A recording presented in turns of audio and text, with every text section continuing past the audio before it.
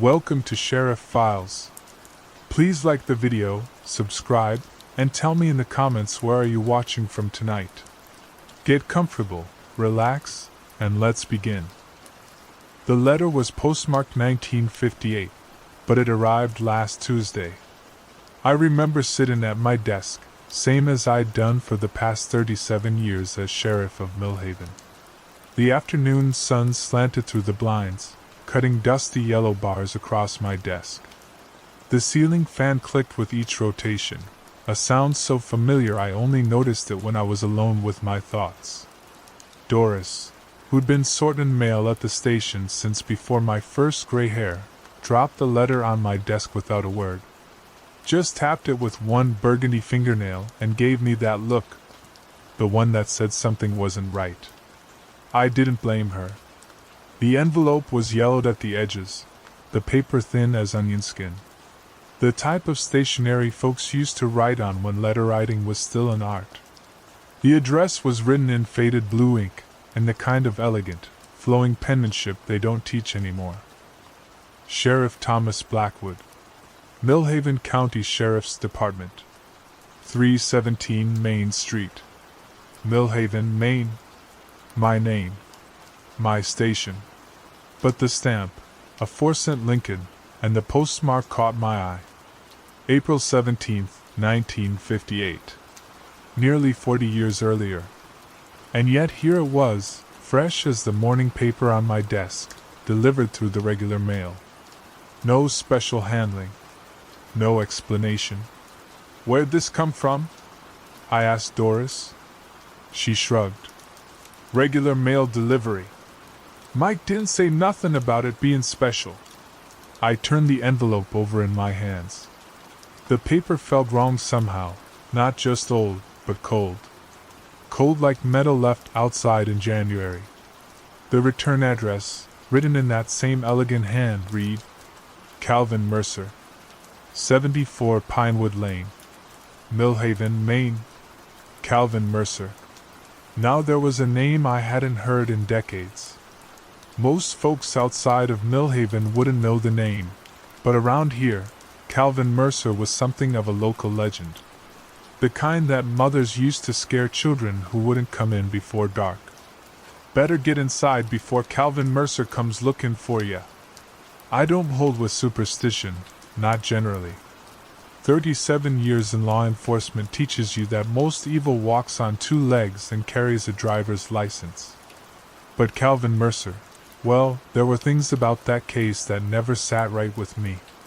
Things I couldn't explain with my training manual, or the law books that gathered dust on my shelf. Calvin Mercer died in the winter of 1958. February 12th, to be exact. 2 months before this letter was supposedly mailed. I slid my letter opener under the flap, and the paper parted with a sound like a whisper. Inside was a single sheet of the same thin paper, covered front and back with that elegant handwriting.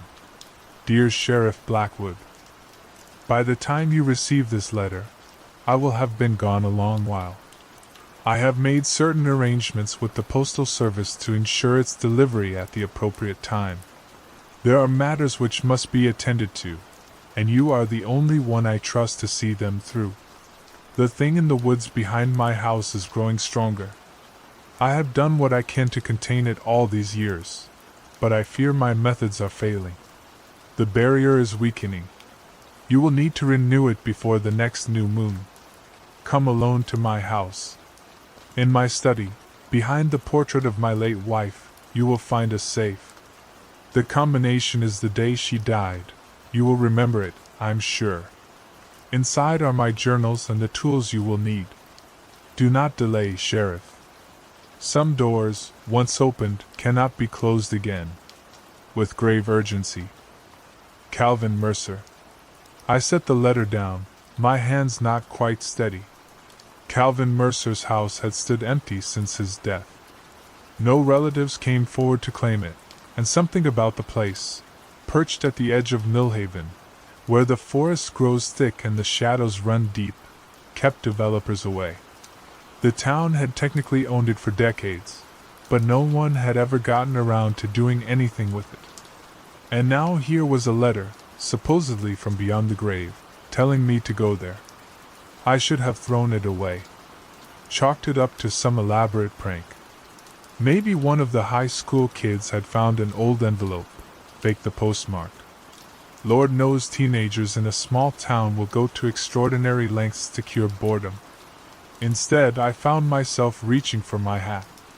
The drive out to Pinewood Lane took 20 minutes, though it felt longer. The road narrowed as I left town, the asphalt giving way to packed gravel that crunched under my tires. The trees pressed in on either side, their branches forming a canopy that filtered the afternoon sunlight into scattered patterns across my windshield. Calvin Mercer's house stood at the end of the lane, a two-story Victorian that had once been white but had weathered to the color of old bones. The wraparound porch sagged in places, and ivy had claimed the eastern wall, creeping toward the roof like slow green fingers. I parked the cruiser and sat for a moment, engine idling. The house seemed to watch me through its dusty windows. Something wasn't right about the air here. It felt thick, like the moment before a summer storm, when the pressure drops and your ears pop. But the sky above was clear blue, without a cloud in sight. I switched off the engine, and the silence rushed in. No birds. No insects. Just the occasional creak from the old house as it settled. The porch steps groaned under my weight, and the key I'd retrieved from the station's evidence locker, where it had sat, forgotten, for 40 years, slid into the lock with surprising ease. The door swung open without a sound, revealing a foyer layered in dust and shadow. The air inside smelled wrong. Not the musty scent of an abandoned house, but something sharper. Something chemical, like the formaldehyde we used in high school biology class, mixed with something else I couldn't identify. Something sweet and rotten, like fruit left too long in the bowl. I followed the letter's instructions, moving through the house toward what I assumed was Mercer's study. The floorboards creaked beneath the faded runner carpet, and I had the distinct feeling I was being watched, though the house was empty save for shrouded furniture and dust. The study was at the back of the house, a room lined with bookshelves and dominated by a heavy oak desk. Behind the desk hung a portrait of a woman with sad eyes and a gentle smile. Elizabeth Mercer, Calvin's wife, who had died in childbirth along with their infant son in 1947. October 23rd. I remembered because it was the same day my own daughter was born. I lifted the portrait from the wall, revealing a small wall safe, just as the letter had promised. My fingers trembled slightly as I dialed the combination. 1-0-2-3-4-7. The safe door swung open with a soft metallic sigh. Inside was a leather-bound journal, its edges worn smooth from handling, and a small wooden box inlaid with symbols I didn't recognize. I took them both and set them on Mercer's desk, disturbing a layer of dust that danced in the shaft of sunlight from the window. The journal's pages were filled with the same elegant handwriting as the letter, but the content was the ramblings of a madman. Or so I thought at first. Mercer wrote of a thinning, in the woods behind his house, a place where the barrier between worlds had worn paper thin. He described rituals performed under moonless nights, sacrifices made to keep something contained. The writing grew more frantic toward the end, the elegant script deteriorating into desperate scrawls. It's getting stronger. I can hear it whispering from the woods. Elizabeth's voice, but not her words. Never her words. The last entry was dated February 11th, 1958, the day before Mercer died. I have failed. The binding ritual requires blood freely given, but I have no more to give. My body is weak, my time short. I have made arrangements for the future. Someone must continue my work. Someone must keep it contained. If you are reading this, then you are the one I have chosen. The burden is now yours. May God forgive me. I closed the journal, my mouth dry. The official report ruled Calvin Mercer's death a suicide. He was found in those very woods, his wrist slit with a ceremonial dagger that was recovered at the scene. But there were inconsistencies that bothered the sheriff at the time, my predecessor, Sheriff Holloway. The amount of blood. The strange symbols carved into the trees around the body. The way the forest animals avoided the area for months afterward. I opened the wooden box next. Inside, nestled in red velvet, was a silver dagger with an ivory handle, its blade etched with the same symbols I'd seen on the box. Beneath it was a small glass vial filled with dark liquid, a folded piece of paper, and what appeared to be a human tooth, yellowed with age. The paper contained instructions. Detailed, precise instructions for a ritual to be performed in the woods behind Mercer's house, at the spot marked by a circle of white stones. The ritual involved the dagger, the vial of liquid, which I strongly suspected was blood, and words in a language I didn't recognize. According to Mercer's instructions, the ritual needed to be performed before the next new moon, which, if my mental calendar was correct, was 2 days away. I repacked the box, tucked the journal under my arm, and left the study. As I moved through the house toward the front door, the floorboards seemed to creak in a pattern, almost like footsteps following just behind me. The air grew colder with each step, until I could see my breath hanging in front of my face. Outside, the sun was setting, painting the sky in shades of orange and purple. I stood on the porch for a long moment, my gaze drawn to the woods beyond the overgrown backyard. From this vantage point, I could see what might have been a path once, now nearly reclaimed by underbrush, leading into the trees. Something moved among the shadows of the forest. Not a deer or any animal I could name. Just a shifting of darkness, like ink swirling in water. I left quickly after that, the box and journal secure in my cruiser. As I drove away, I glanced in my rearview mirror. For just a moment, I thought I saw a figure standing on Mercer's porch, a tall, thin silhouette that raised a hand as if in farewell. But when I blinked, there was nothing there but the empty house against the darkening sky. I didn't sleep well that night. Dreams chased me through dark hours, dreams of endless woods and a voice that called my name with increasing urgency. I woke several times, sweating despite the cool night air from my open window, convinced someone was standing in the corner of my bedroom. Morning brought no relief. I sat at my kitchen table, Calvin Mercer's journal open before me, a cup of coffee growing cold at my elbow. I'd read it cover to cover, hoping to find some rational explanation for what was happening. There was none to be found. According to Mercer, the woods behind his house contained what he called a thin place, a spot where the boundary between our world and something else had worn away. He had discovered it by accident in 1947, shortly after his wife's death, when he'd gone walking in the woods, half mad with grief. What he found there, or what found him, was never clearly stated.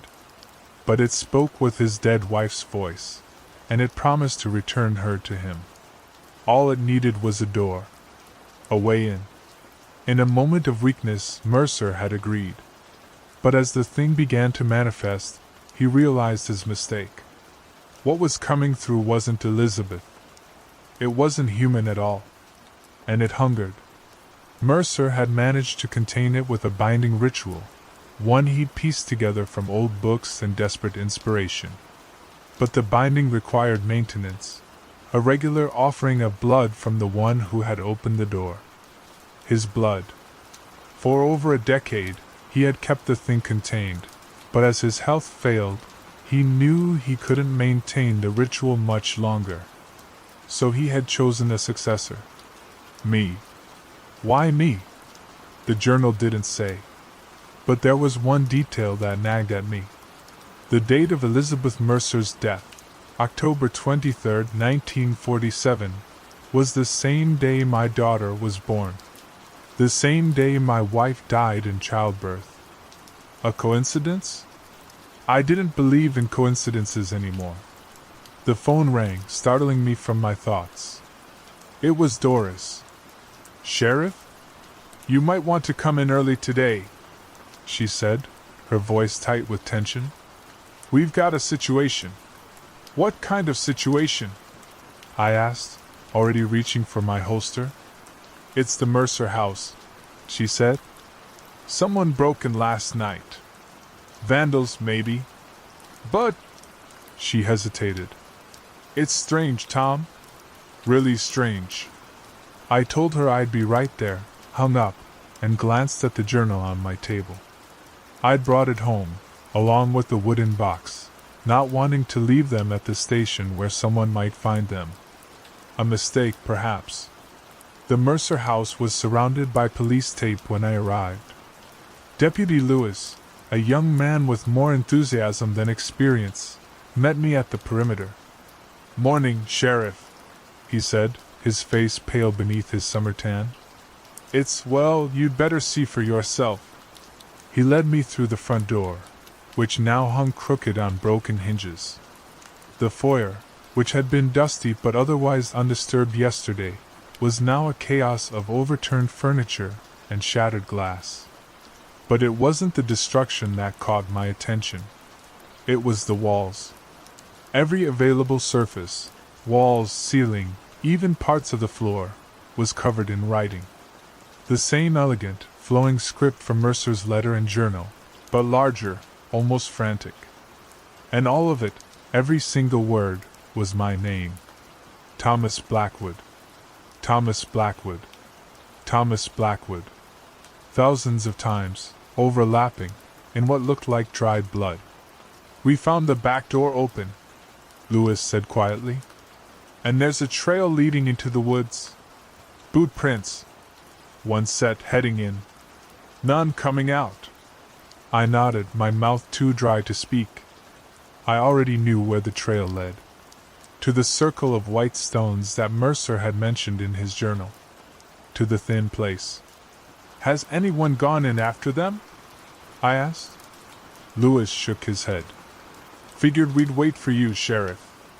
And to be honest, none of us were too keen on those woods today." I couldn't blame him. There was something oppressive about the air in the house, and it seemed to be emanating from the back, from the direction of the woods. A heaviness that made it hard to breathe, hard to think. "I'll check it out," I said. "You and the others secure the scene. And Lewis?" I caught his arm as he turned to go. "No one goes into those woods. No one. That's an order." I retrieved my shotgun from the cruiser and headed around to the back of the house. The path I'd glimpsed yesterday was clearer now, as if recently used. Broken branches and trampled underbrush marked a trail leading straight into the darkest part of the forest. The woods were silent as I entered them. No birds, no squirrels, not even the buzz of insects. Just the sound of my own breathing and the crunch of leaves beneath my boots. The trail was easy to follow, too easy, as if whoever had made it wanted to be pursued. I kept my shotgun ready, though a voice in the back of my mind whispered that it would be useless against what waited in the woods. After about 10 minutes of walking, I came to a small clearing. In the center was a perfect circle of white stones, just as Mercer had described in his journal. But the ground inside the circle was wrong. It seemed to shimmer, like the surface of a pond disturbed by a gentle breeze. And it was darker than it should have been, as if the sunlight that filtered through the trees couldn't quite reach it. At the edge of the circle lay a body. Even from a distance, I recognized Deputy Miller, one of my youngest officers. He lay face down, one arm outstretched toward the circle, as if he'd been crawling toward it when, whatever had happened, happened. I approached cautiously, keeping my eyes on both Miller and the strange, shimmering air inside the stone's circle. As I got closer, I could see that Miller's outstretched hand was clutching something. A piece of paper. Kneeling beside him, I gently pried the paper from his stiff fingers. It was a page torn from a book, the edges yellowed with age. On it was a drawing of the stone circle, and beside it, in that now familiar elegant handwriting, the words, "The door is open. She is waiting for you, Thomas." I turned Miller over, prepared for the worst. His eyes were open, staring sightlessly at the canopy of trees above. But there wasn't a mark on him. No blood, no signs of trauma. Just a look of absolute terror frozen on his face. And his hair, which had been brown when I saw him yesterday, was now completely white. I stood, the page clutched in my hand, and stared at the stone circle. The air within it seemed to pulse now, like a heartbeat. And I could hear something. A whisper, just at the edge of hearing. A woman's voice, soft and familiar, calling my name. "Thomas. Thomas, please." My wife's voice. Sarah, who had died bringing our daughter into the world. Sarah, whose face I could barely remember now, though her voice in my dreams remained as clear as the day I lost her. I took a step toward the circle, then another. The voice grew stronger. "Thomas, I've waited so long. Please come to me." My foot hovered over the edge of the stone circle. The air within rippled like water, and for a moment, I thought I saw a face forming in the distortion. A woman's face, but wrong somehow. The proportions subtly off, like a reflection in a warped mirror. Not Sarah. Not anyone I knew. I stepped back, the spell broken. This was what had happened to Mercer. This was the trap, the thing in the woods using the voice of a loved one, preying on grief and loneliness. And somehow, it knew me. Had been waiting for me. The letter, postmarked 1958, but arriving now. The connection between Elizabeth Mercer's death and my daughter's birth. None of it was coincidence. I turned and ran, not stopping until I reached the edge of the woods, where my deputies waited anxiously. I ordered an immediate evacuation of the area, called in reinforcements from the neighboring county, and set up a perimeter around the Mercer property. I told them Miller had had some kind of attack in the woods, a heart attack maybe. I didn't tell them about the stone circle, or the shimmering air, or the voice that had called my name. Some truths are too heavy to share. That night, I sat at my kitchen table again, Mercer's journal open before me, along with the wooden box containing the silver dagger and the vial of blood. The instructions for the binding ritual were clear. Blood freely given at the stone circle under the moonless sky. Words spoken in a language older than history. A seal that would need to be renewed every decade, on the anniversary of the first binding. Tomorrow was the new moon. And tomorrow was February 12th, 40 years to the day since Calvin Mercer had died in those woods, performing his final binding. He had chosen me as his successor. Had somehow known, decades in advance, that I would be sheriff when his letter arrived. Had known about my wife, my loss that mirrored his own.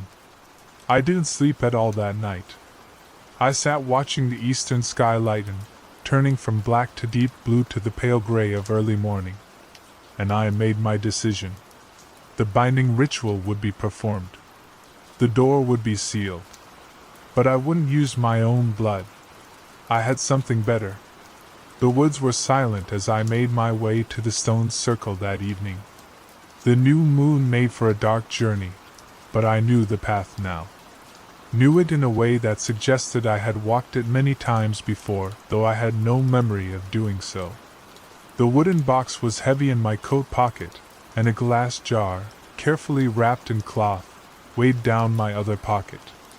The stone circle, when I reached it, was pulsing with energy. The air within it rippled constantly now, and the whispering had grown louder. Not just Sarah's voice anymore, but many voices, overlapping, calling out names and promises and pleas. I set down my flashlight at the edge of the clearing, positioning it to give me just enough light to work by. Then I removed the wooden box and the glass jar from my pockets. The ritual itself was simple enough. The complexity was in the timing, and in the willingness of the blood donor. Blood freely given was essential. Mercer had been explicit about that. I opened the glass jar and removed its contents, a small, wrinkled organ preserved in formaldehyde. A human heart, no bigger than my fist. My daughter's heart. Claire had died 3 years ago, cancer, quick and merciless. Before she passed, knowing how lost I would be without her, she had made me promise to donate her organs, to let parts of her live on in others. I had honored that promise for the most part, but I'd kept her heart. Not out of sentimentality or grief, though God knows I had plenty of both. Something deeper had compelled me. Something like instinct or fate. Now I knew why. Blood freely given. What could be more freely given than the heart of a daughter who had loved her father enough to ease his passing with a deathbed request? A daughter born on the very day Elizabeth Mercer had died, creating a symmetry too perfect to be coincidence. I placed the heart at the edge of the stone circle and took the silver dagger from the wooden box. The blade caught the dim light as I raised it. The voices from within the circle grew frantic, pleading my name, over and over. The air rippled violently, and I thought I saw hands pressing against it from the other side, like prisoners at a window.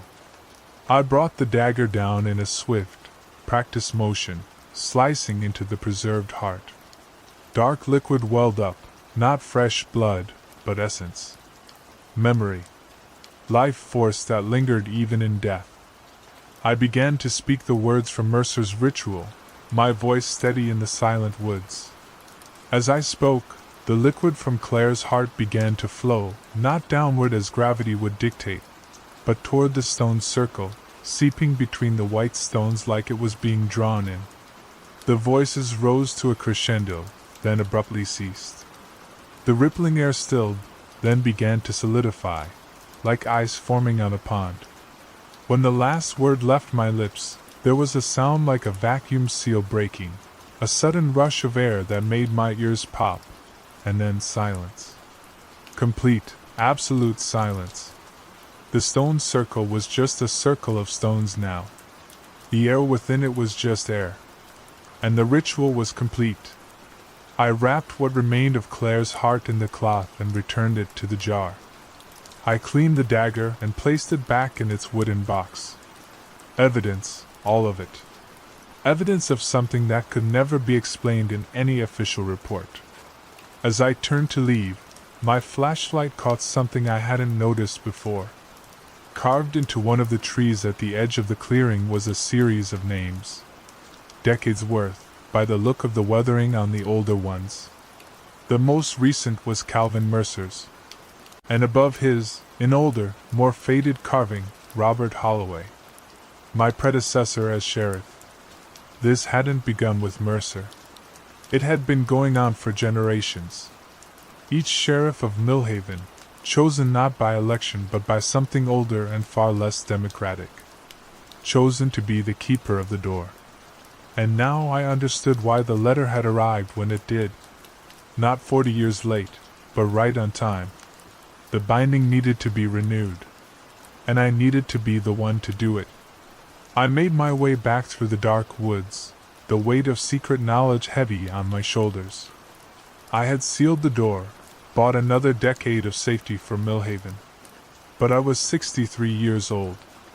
I wouldn't be around for the next binding, which meant I needed to choose a successor.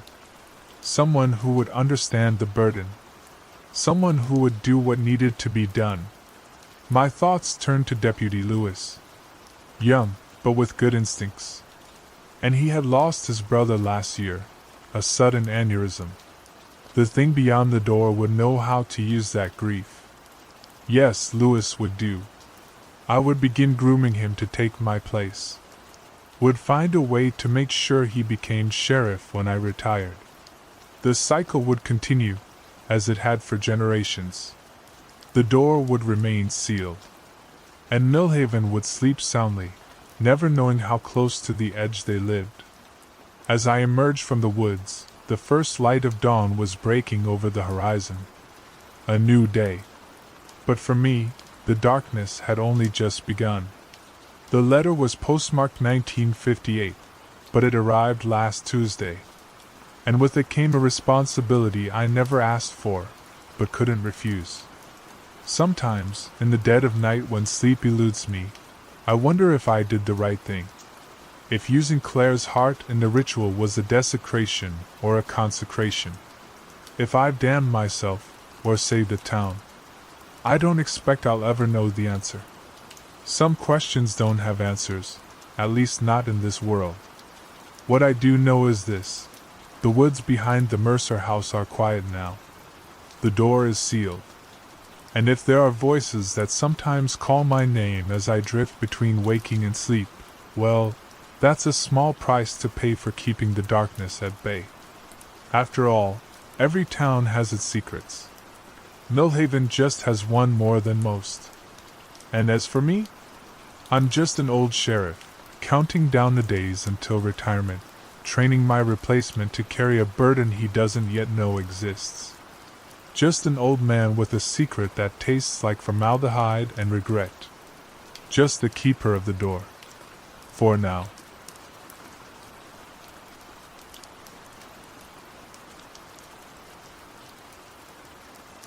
There's a spot out past Miller's Creek where the crows won't land. I've been sheriff of Oak Ridge County for 43 years now. Retirement's been knocking on my door for near a decade, but I keep finding reasons to put it off. Truth is, there are things about this town nobody else knows. Things nobody else would believe. Things that need watching. The townspeople respect me well enough. They see an old lawman who's handled his share of drunks and domestic disputes, who's pulled teenagers from wrecked cars and tracked down missing hikers. What they don't see are the other cases. The ones that never made it into official reports. The ones that keep me awake when the wind blows from the east. One such case involved that spot I mentioned. The abandoned well in Carson Woods. Back in '87, or was it '88, we had an unusually dry summer.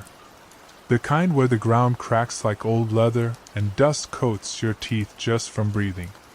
The creek bed shrank to muddy trickles, and farmers started eyeing the sky with that particular worried look they get when bank loans loom larger than rain clouds.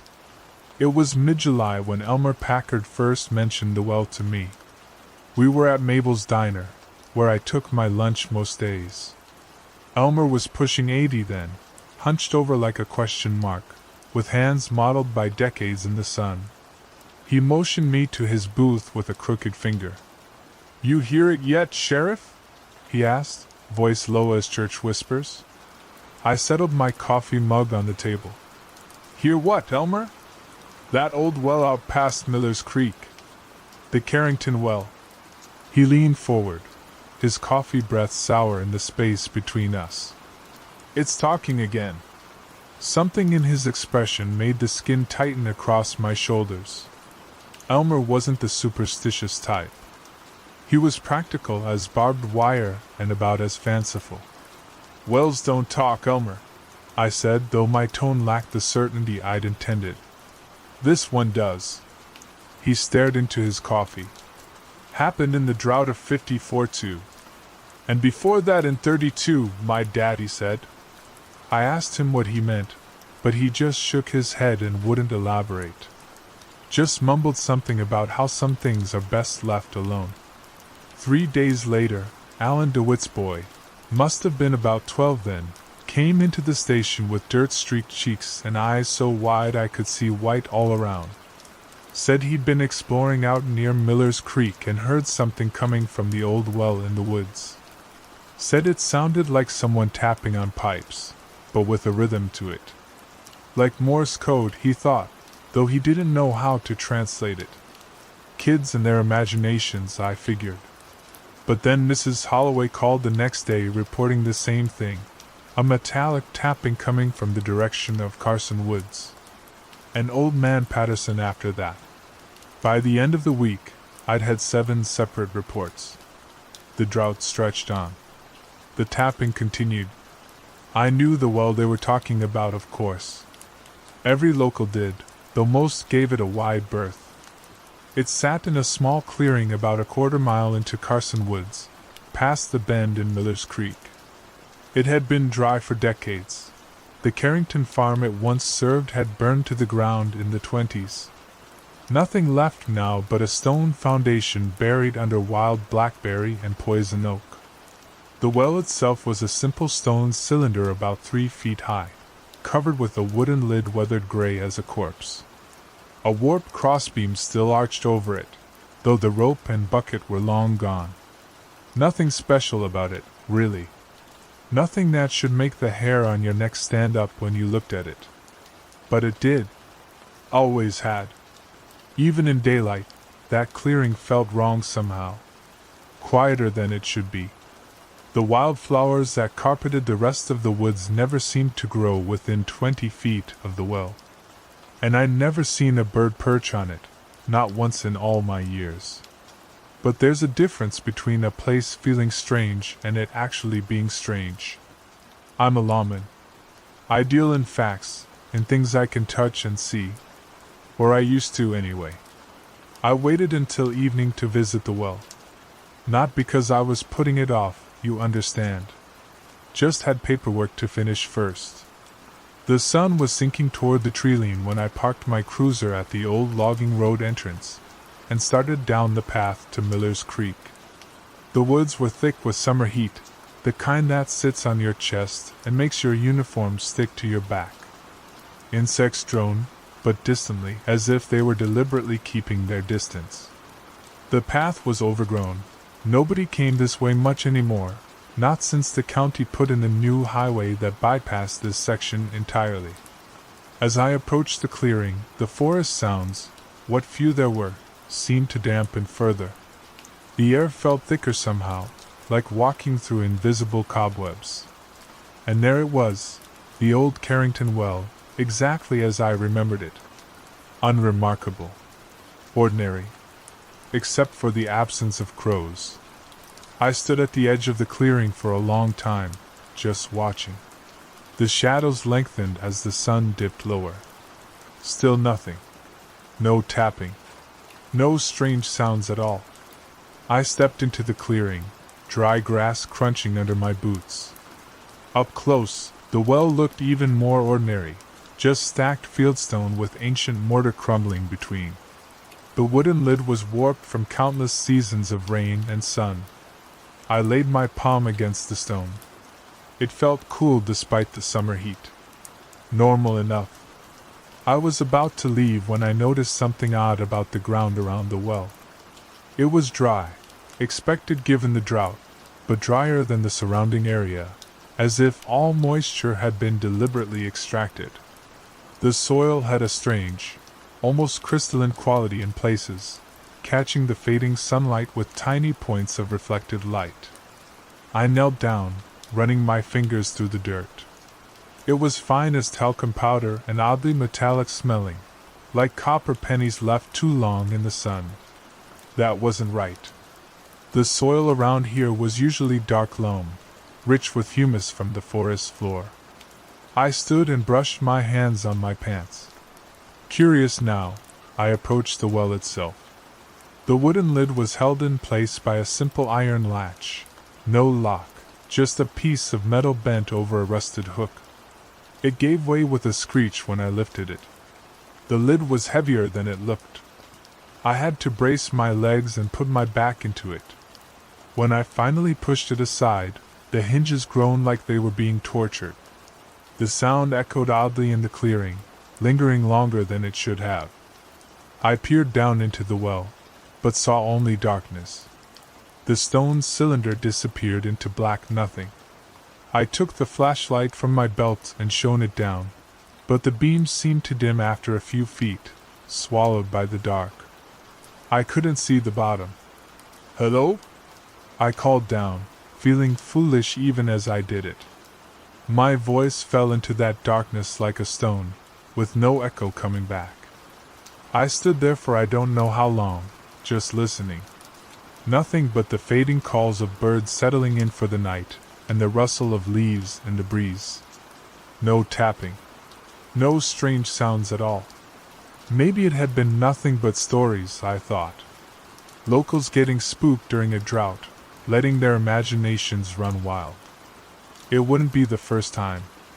I replaced the lid, latched it, and headed back to my cruiser. The woods seemed to exhale as I left the clearing, sounds returning to normal volume. By the time I reached my vehicle, I'd nearly convinced myself I was chasing shadows. That night, though, I dreamed of the well. In my dream, I was a child again, standing at the edge of that clearing. The well stood at the center, but its stones glowed faintly blue in the moonlight. The lid was off, and something was climbing out, something made of darkness and angles that shouldn't exist. I woke up sweating, my heart hammering against my ribs like it wanted out. The next day brought no relief from the heat. The drought advisory on the radio warned of fire dangers and water restrictions. I spent the morning dealing with a fender bender on Main Street and a shoplifting case at Jensen's grocery. Normal, everyday problems. The kind I knew how to handle. But my mind kept drifting back to that well. After lunch, I drove out to the county records office. Martha Wiggins had been the clerk there since before I became sheriff, and if anyone knew the history of the Carrington place, it would be her. Martha was a tiny woman with a spine like rebar and a memory sharper than my hunting knife. She didn't ask why I wanted the records, just raised one penciled eyebrow and disappeared into the stacks. She returned with a dusty folder that smelled of basement and forgotten things. The Carrington farm had belonged to James Carrington, who'd moved to the area in 1901 with his wife and 3 children. The well had been dug that same year. Everything seemed normal enough until I reached the report of the fire in 1927. The entire family had perished, father, mother, and by then 5 children. The report listed the cause as undetermined, but a newspaper clipping tucked into the folder quoted a neighbor claiming to have heard strange noises coming from the property for weeks before the blaze. I was about to close the folder when a small slip of paper fell out, a coroner's addendum that had somehow been misfiled with the property records. It noted that all 7 bodies had been found in the root cellar, not in their beds where you'd expect to find victims of a nighttime fire. More disturbing was the final line, which stated that while the bodies were badly burned, preliminary examination suggested they had died before the fire started. Cause of death: exsanguination. They had been completely drained of blood. The report was stamped, "Further investigation pending," but I could find no follow-up documentation. Whatever conclusions had been reached, they hadn't made it into the official record. I left the records office with more questions than answers. Back at the station, I dug through our older files but found nothing about the Carrington case. Not surprising, records from that era were spotty at best, and many had been lost in the courthouse flood of '63. That night I couldn't sleep. I kept seeing those burned victims in my mind, bloodless and huddled together in a root cellar, while their home blazed above them. Around 3 in the morning, I gave up, dressed, and drove back out to Carson Woods. I told myself I was just doing my duty, investigating reports of strange noises. But the truth is, something was pulling me back to that well.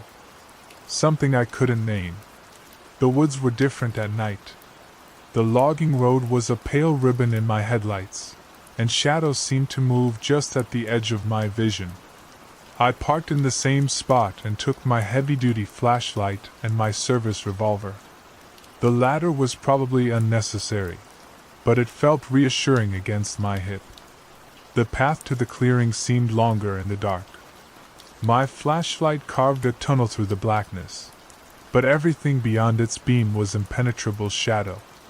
The usual night sounds, owls, insects, the rustle of small animals, were absent. The woods held their breath around me. As I approached the clearing, I noticed a strange quality to the darkness ahead. It seemed more solid somehow, as if the night was thicker there. And then I heard it, a faint, rhythmic tapping. Metallic.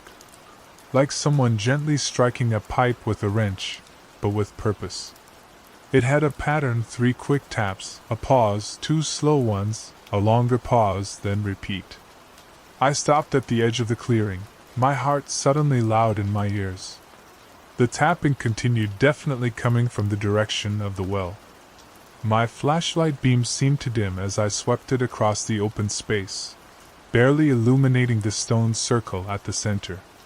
The air felt wrong, heavy and static, like just before a lightning strike. My mouth tasted of pennies. I stepped into the clearing, and the tapping stopped immediately. The silence that followed was so absolute it rang in my ears. I approached the well slowly, my boots making no sound on the dry grass.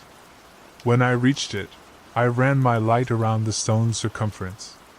Nothing seemed different from my daytime visit. Same crumbling mortar, same weathered lid. But the air above the well, it shimmered slightly, like heat rising from asphalt on a summer day. Except the night was cooling now, the temperature dropping as it always did after midnight. I reached for the latch, then hesitated. Some instinct, some lawman's sixth sense honed over decades of facing the unknown, made me pull back. Instead, I placed my palm flat against the stone again. It was vibrating. A subtle tremor, so faint I might have missed it if I wasn't paying attention.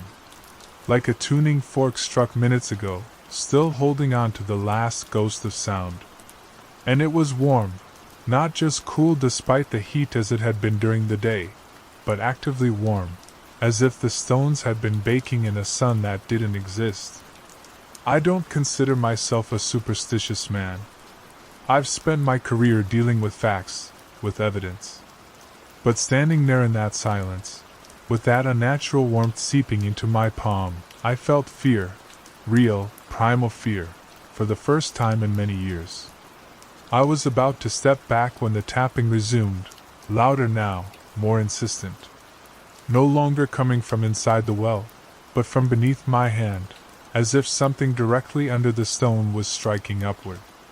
I jerked away, nearly dropping my flashlight. The tapping stopped again, but now there was something else, a smell rising from around the well. Metallic, like the soil, but with an undertone of something else.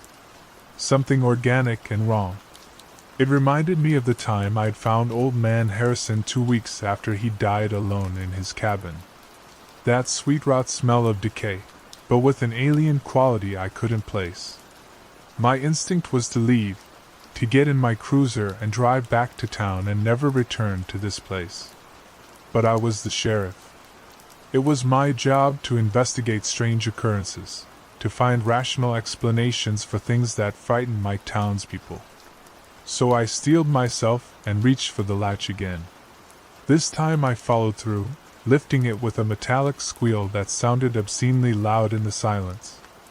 I pushed the lid aside, the hinges protesting as they had before. The darkness that rose from the open well wasn't just absence of light. It moved. It curled up like smoke, but thicker, more purposeful. My flashlight beam didn't penetrate it.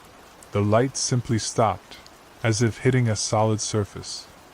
And from that darkness came the tapping again, clearer now, unmistakable in its rhythm. 3 quick, 2 slow. Pause. Repeat. An SOS? No, not quite. The pattern was similar but not identical.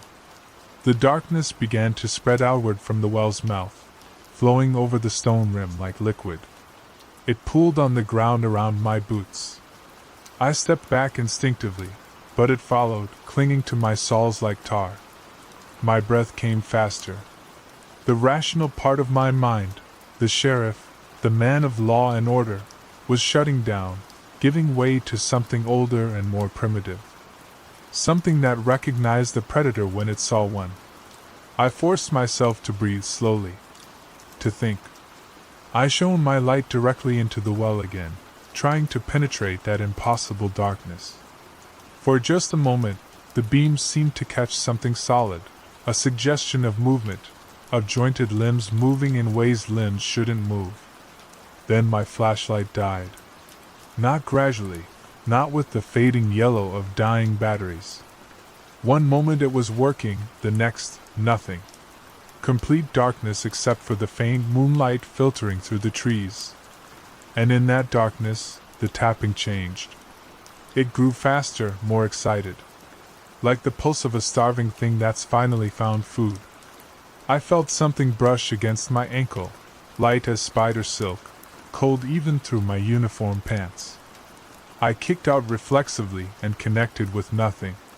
But the touch came again, this time at my wrist. I swung my dead flashlight like a club and again hit nothing but air. I was backing away now, trying to remember the direction to the path. The darkness from the well was spreading across the clearing, dimming even the moonlight. The tapping had become a frenzy of metallic sounds, no pattern now, just chaotic hunger. Something said my name. Not aloud, not in my ears, but in my head. A voice like grinding metal, like stones rubbing together deep underground. It said my name, and with it came knowledge, ancient and cold and patient as the void between stars. The well was never just a well. The Carringtons hadn't dug it, they'd found it, uncovered it while clearing their land. And what looked like a well was really a door. A door someone had tried to seal long ago, with stone and ritual and sacrifice. A door that opened during droughts, when the water table dropped low enough to expose what lay beneath. A door that had been opening wider with each drought, as the old bindings weakened. The knowledge poured into my mind like ice water, bringing with it images I couldn't process, geometries that hurt to perceive, entities that existed in angles that shouldn't be possible. I saw the Carringtons in their root cellar, their blood flowing upward against gravity, feeding something that had been starving for centuries. I don't remember running. I don't remember finding the path or reaching my cruiser. The next clear memory I have is of sitting in my vehicle, doors locked, engine running, heater on full blast despite the summer night. I was shaking so hard my teeth chattered, and my uniform was soaked with sweat. On the drive back to town, I tried to make sense of what had happened. The rational explanations, hallucination, hypoxia from some gas seeping from the well, simple exhaustion-induced paranoia, all felt hollow. What I'd experienced was real. As real as the cruiser I was driving, as real as the badge on my chest.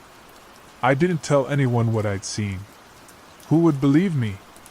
Instead, I fabricated a story about unstable ground around the old well, about methane buildups that could explain the sounds people were hearing.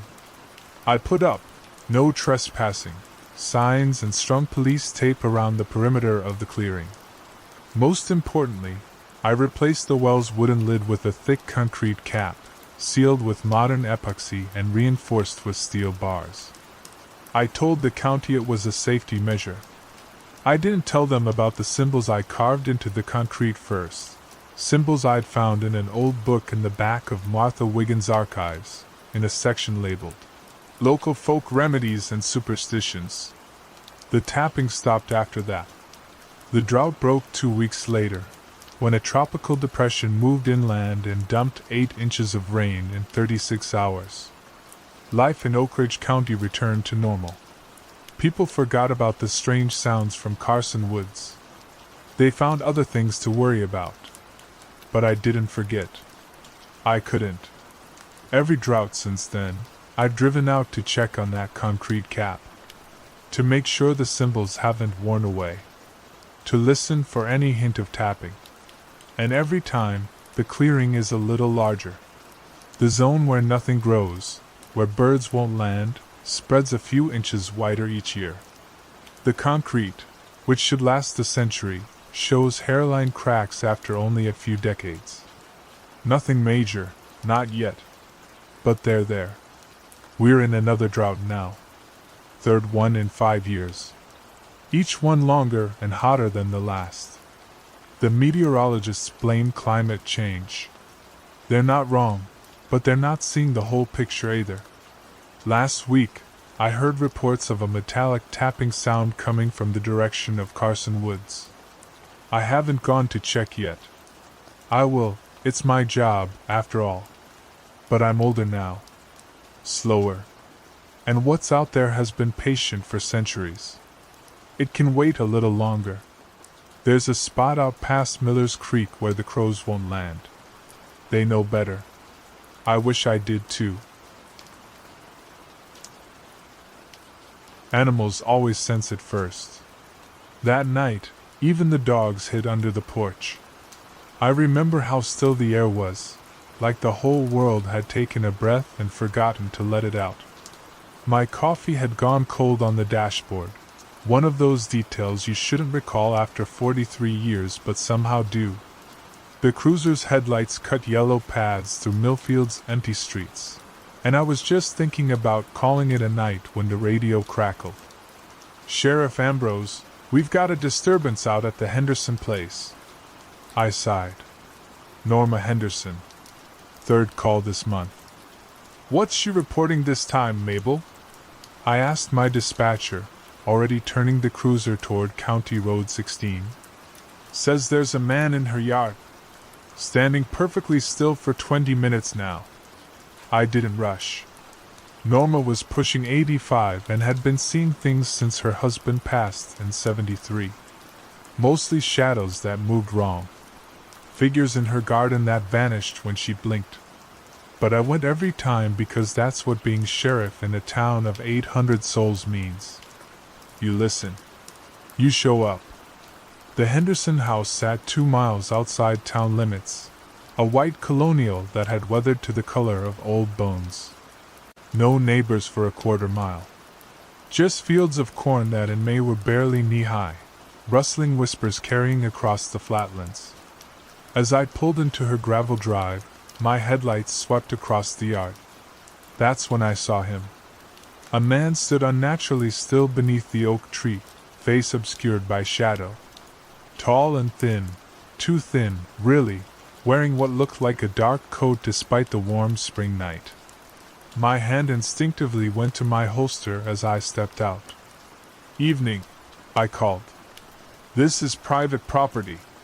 The figure didn't move. Didn't acknowledge me at all. I approached cautiously, flashlight beam bouncing with each step. "Sir, I'm going to need you to identify yourself."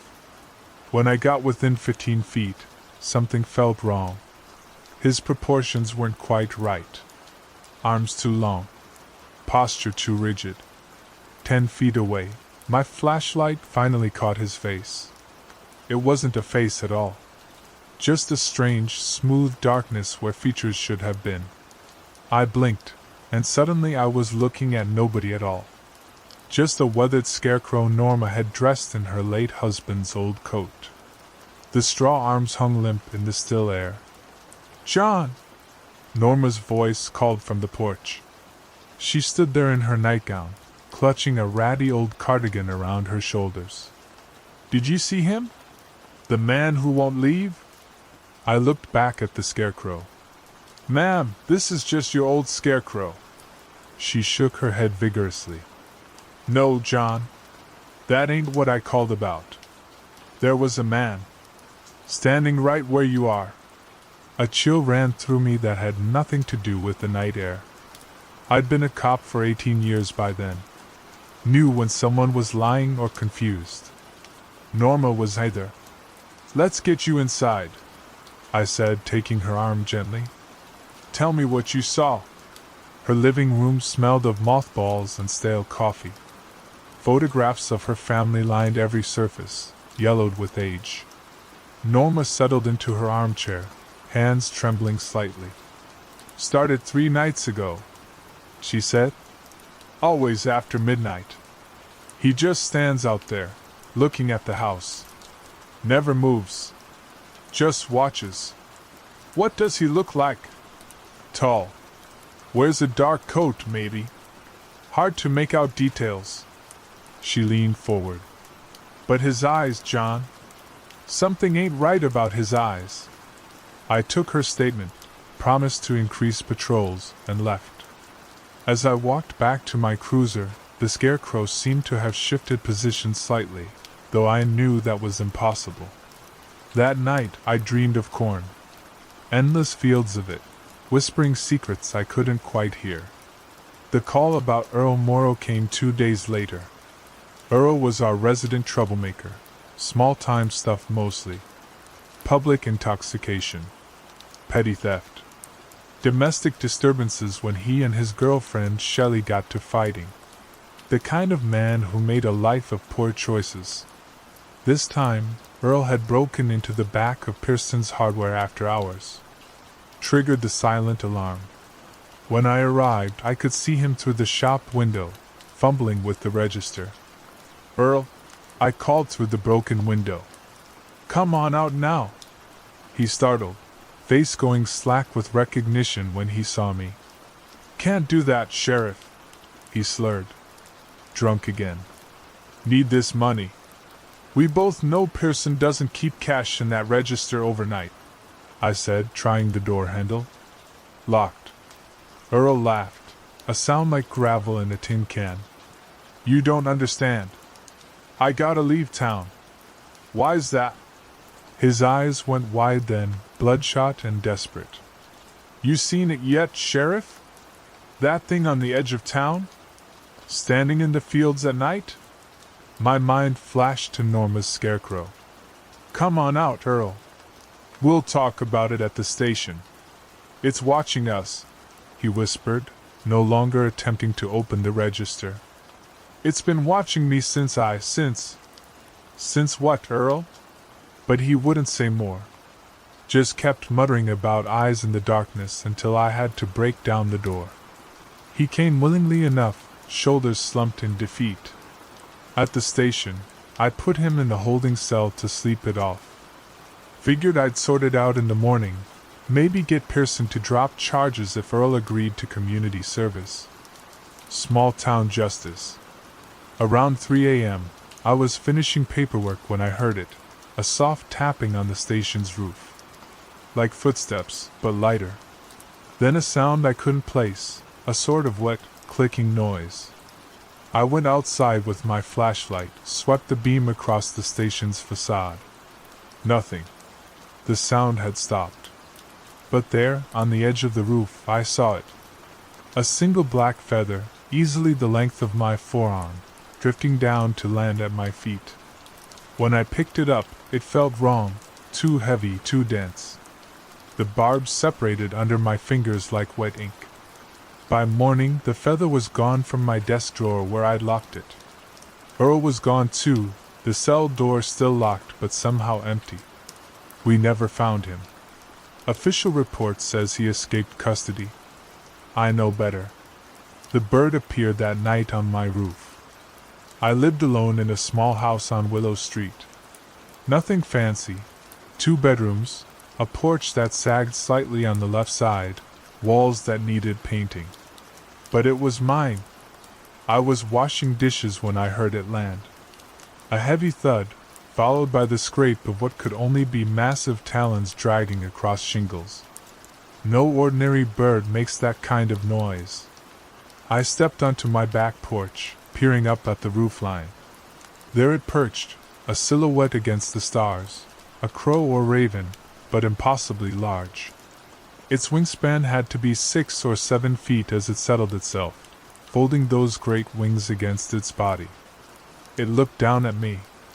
I swear it did. Cocked its head in that bird-like way, one eye reflecting moonlight like a black diamond.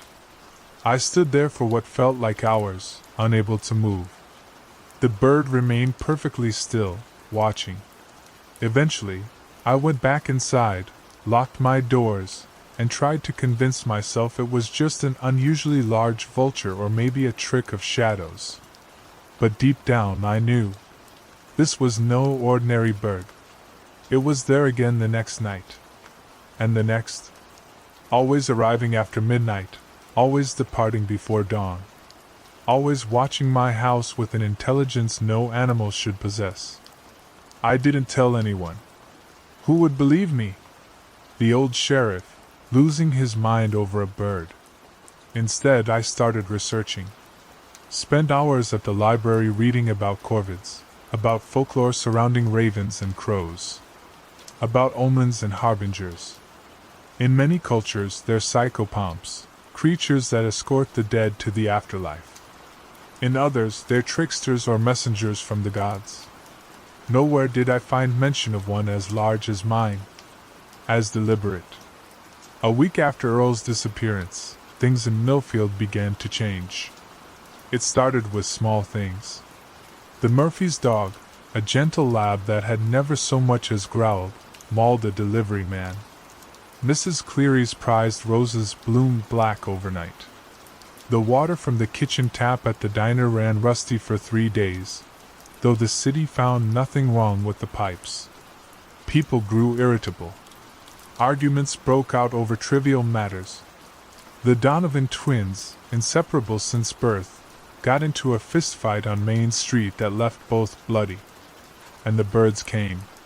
Not just my rooftop visitor, but hundreds of ordinary crows, gathering in the trees around town. Silent sentinels that watched with 2 knowing eyes. I began to notice other things too. The smell, subtle at first, like meat left too long in the sun. It would appear suddenly, lingering for minutes before vanishing just as quickly. And the shadows. They didn't always move the way they should. Calls to the station doubled, then tripled. Most were about noises, scratching in walls, footsteps on roofs, voices whispering unintelligible words from empty rooms. I responded to each one personally. Found nothing concrete, just frightened people and a growing sense that something in our town had fundamentally shifted. Through it all, my bird returned each night, growing larger, its presence somehow heavier on my roof. On the 13th night, I finally understood. I was driving back from the Wilkins farm, another call about strange noises, when my headlights caught something in the road ahead. A figure, standing motionless in the center of the lane. I slowed, flashed my brights. The figure didn't move.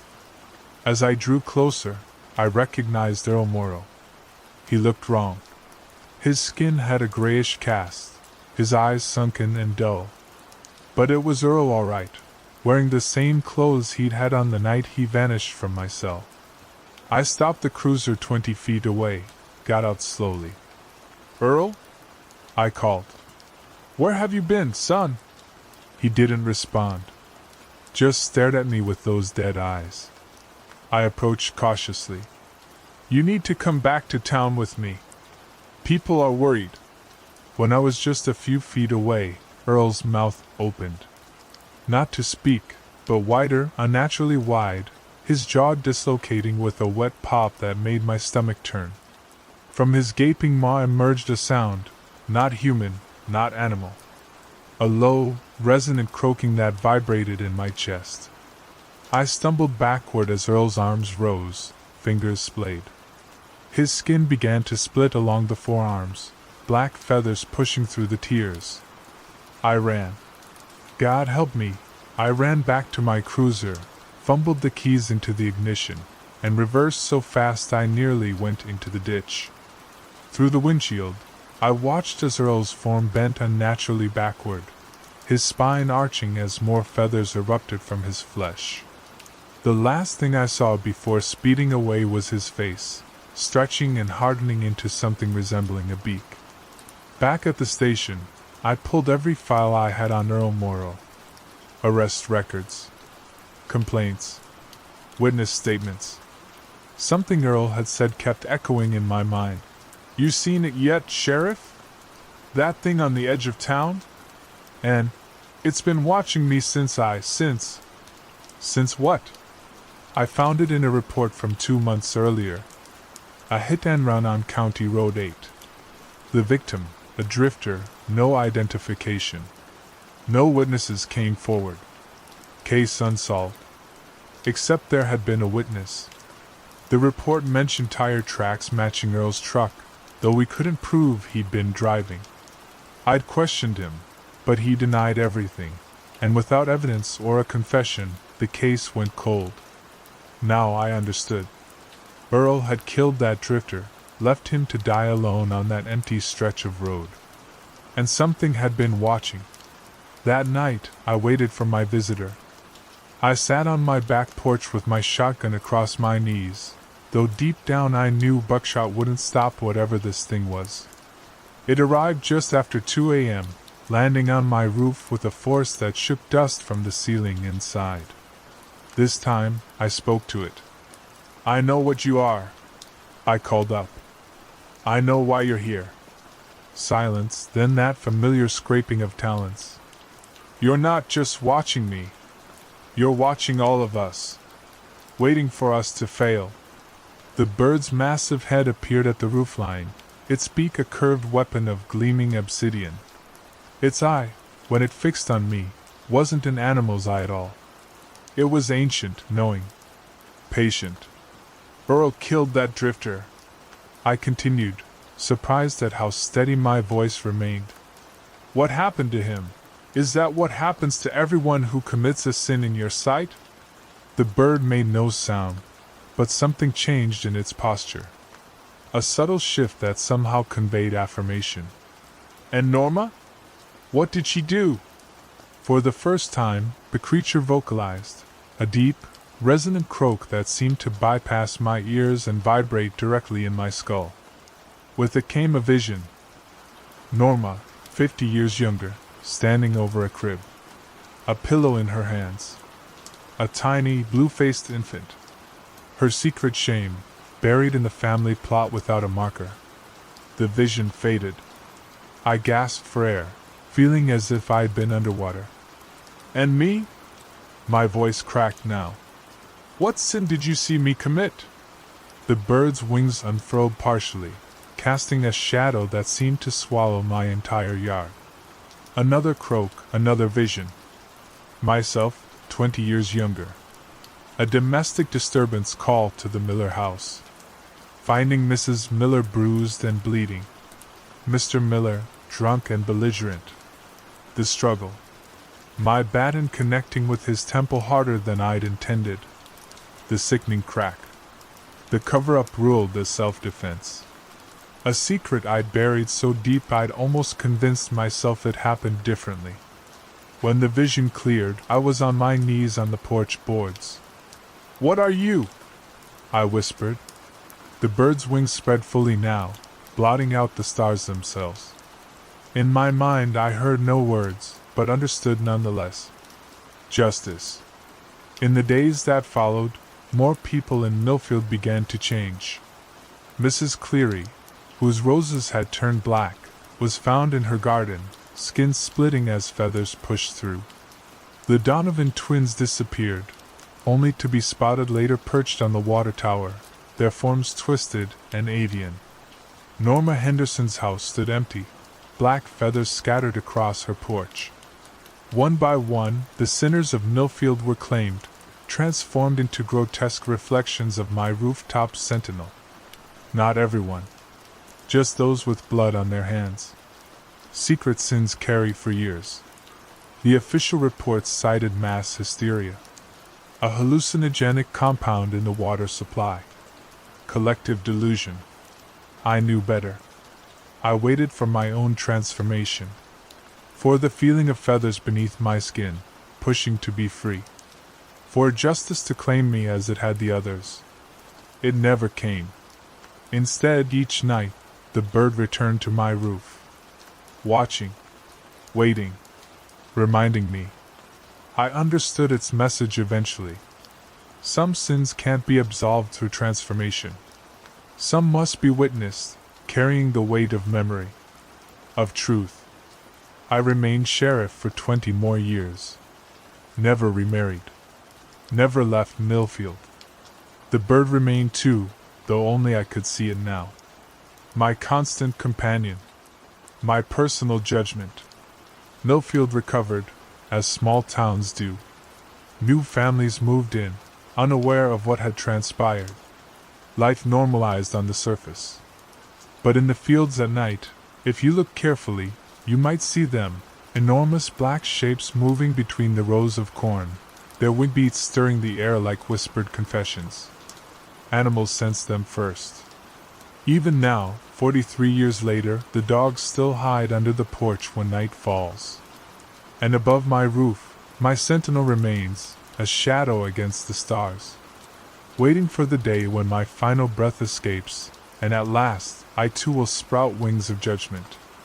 In Millfield, justice wears feathers, and it never forgets.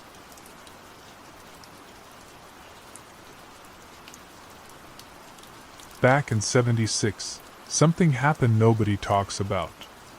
I'm the last one left who remembers. Sitting here on my porch these days, watching the sun drop behind the pines that ring Wheeler Lake, I sometimes think I imagined it all. Wouldn't that be a mercy?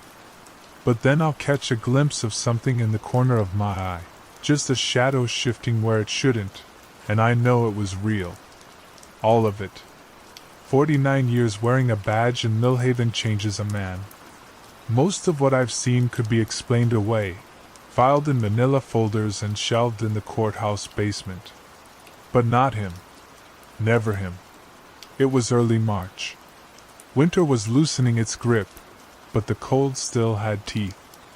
I remember because the cruiser's heater had finally given out, and County wouldn't approve a replacement until April.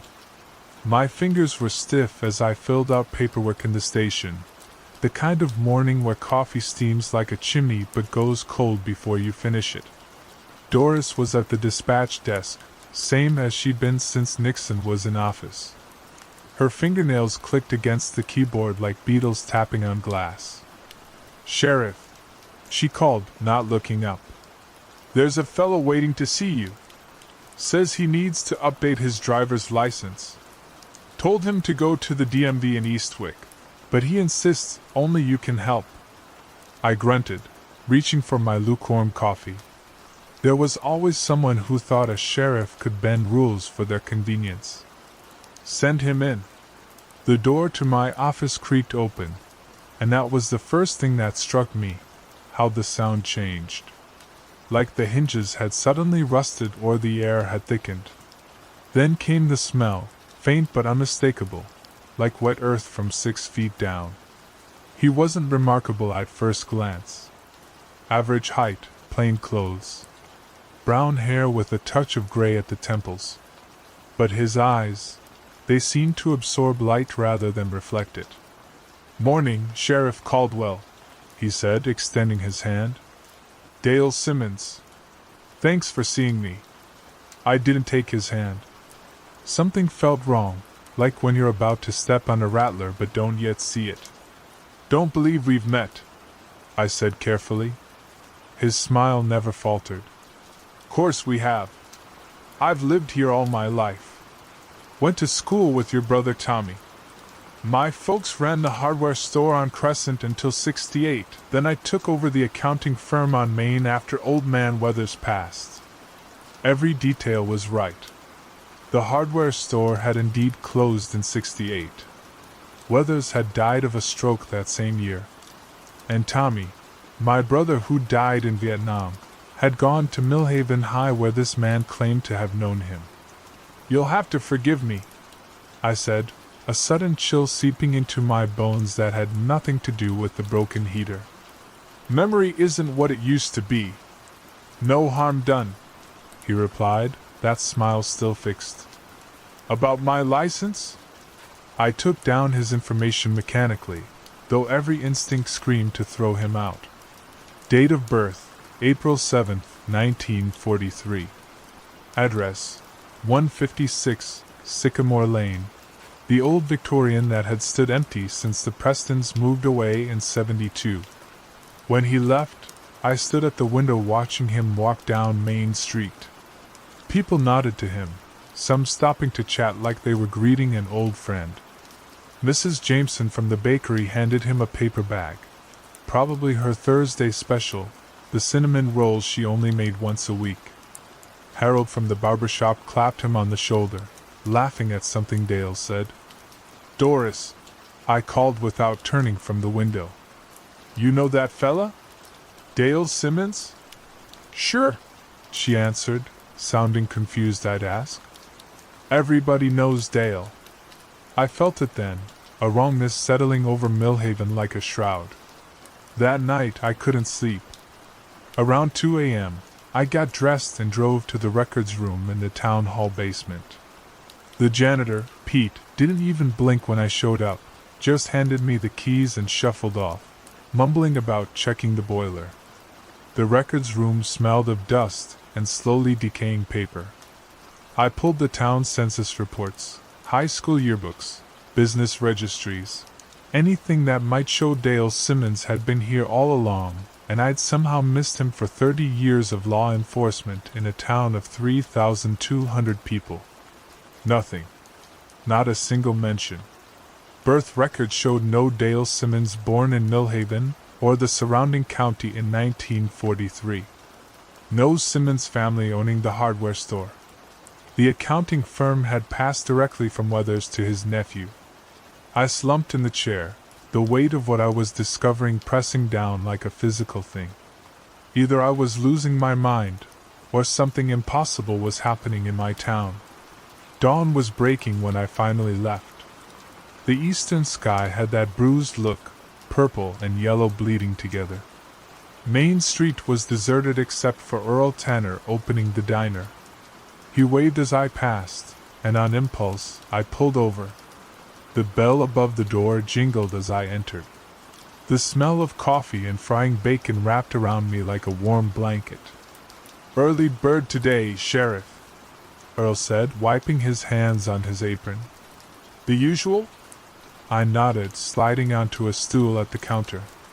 "Earl, you know a fellow named Dale Simmons?" Earl cracked eggs into the skillet with practiced ease. "Sure. Known Dale all my life. Our mamas used to play bridge together on Tuesdays. When did you see him last?"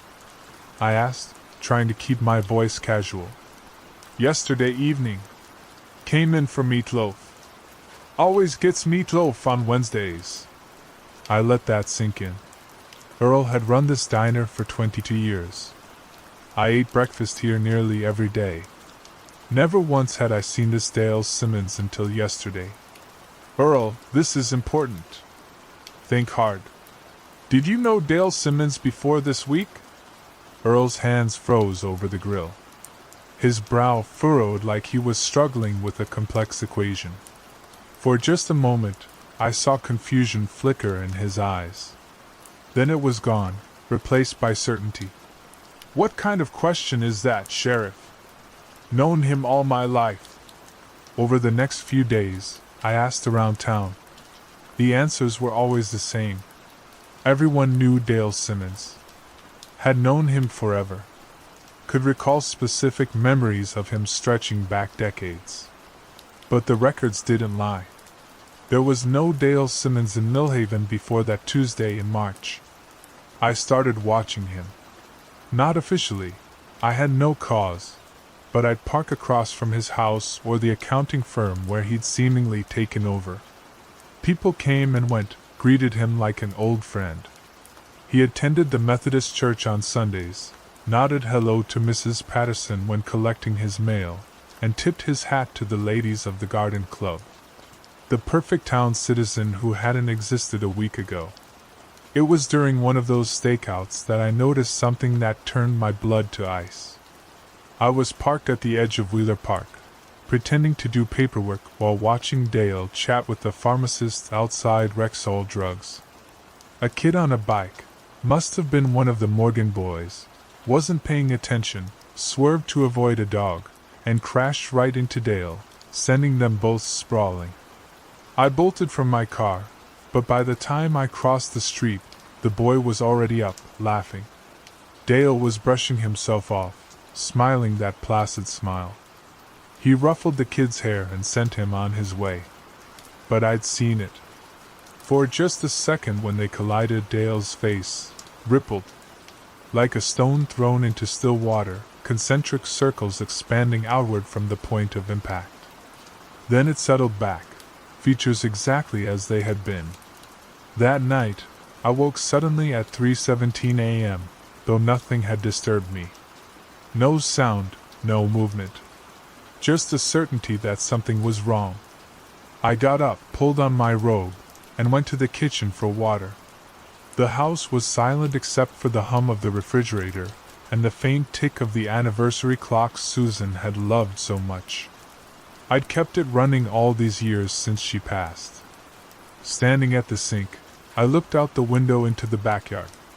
The moon was nearly full, casting everything in silver light and black shadow. Dale Simmons was standing under the old oak tree, looking up at my window. I dropped the glass. By the time I'd thrown open the back door, gun in hand, the yard was empty. But the grass where he'd stood was withered in a perfect circle, like it had been dead for weeks. The following day, I called in a favor from a buddy at the state police. Asked him to run a background check, as thorough as possible. Said it was for a case I couldn't discuss. He called back 4 hours later, sounding puzzled. "Your boy's clean as a whistle, Jim. Tax records, Social Security, driver's license renewals going back to 59. Degree from state. No criminal record, not even a parking ticket." "That's impossible," I said, my mouth dry. "Check again." "Don't need to. Paperwork's all in order." He paused. "One odd thing, though. All his documentation, and I mean all of it, was processed or updated last Tuesday. Same day. Birth certificate reissued, driver's license renewed, tax forms processed. Even his college transcripts were verified. All within a few hours." After I hung up, I sat staring at the wall, trying to make sense of it. Someone, something, had created a paper trail for Dale Simmons, inserted it into every relevant system, and done it so thoroughly that even the state police saw nothing amiss. And whatever it was, it had done the same to the minds of everyone in Millhaven. Everyone except me. 2 weeks after Dale appeared, the dream started. The first night, I dreamed of standing in the town square. Everything was normal except all the shadows pointed toward the center, where Dale stood smiling. When I woke, my pillow was soaked with sweat. The second night, I dreamed of the townspeople walking in a neat circle around Dale. Their faces were blank, eyes forward, moving with the precision of figures on a cuckoo clock. Dale stood perfectly still, watching me watch them. The third night Dale spoke in my dream. "It's almost time, Sheriff." "For what?" I'd asked. His smile widened until it split his face in a way no human mouth could move. "For me to be real." I started avoiding sleep after that. By the end of March, Dale was everywhere in town. He'd joined the Rotary Club, volunteered at the library, organized a cleanup day for the park. People talked about him with a kind of reverence that made my skin crawl. "What would we do without Dale?" they'd say. Or, "Dale's always been the heart of this town." I tried once more to make someone see. Cornered Doc Wilson, who'd delivered nearly every baby in Millhaven since the 50s, including me. "You telling me you delivered Dale Simmons?" I pressed. "Course I did," Doc said easily. "April 7th, 1943. Breech birth. His mama had a rough time of it. And you remember this specifically? Out of thousands of births." Something flickered in Doc's eyes, that same confusion I'd seen in Earl. "Well, I remember all my patients, Jim." "You're lying," I said, and immediately regretted it when I saw hurt cross his weathered face. "I think you need some rest, Sheriff," he said softly. "You haven't been yourself lately." That was the story all over town. Sheriff Caldwell's acting strange. Working too hard. Getting forgetful. Maybe it's time he retired. On April 7th, Dale's supposed birthday, the town threw him a celebration at the community center.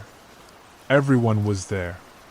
I stood at the back, watching as they presented him with a cake, sang to him, reminisced about shared memories that couldn't possibly exist. Dale caught my eye across the room and raised his glass in a silent toast.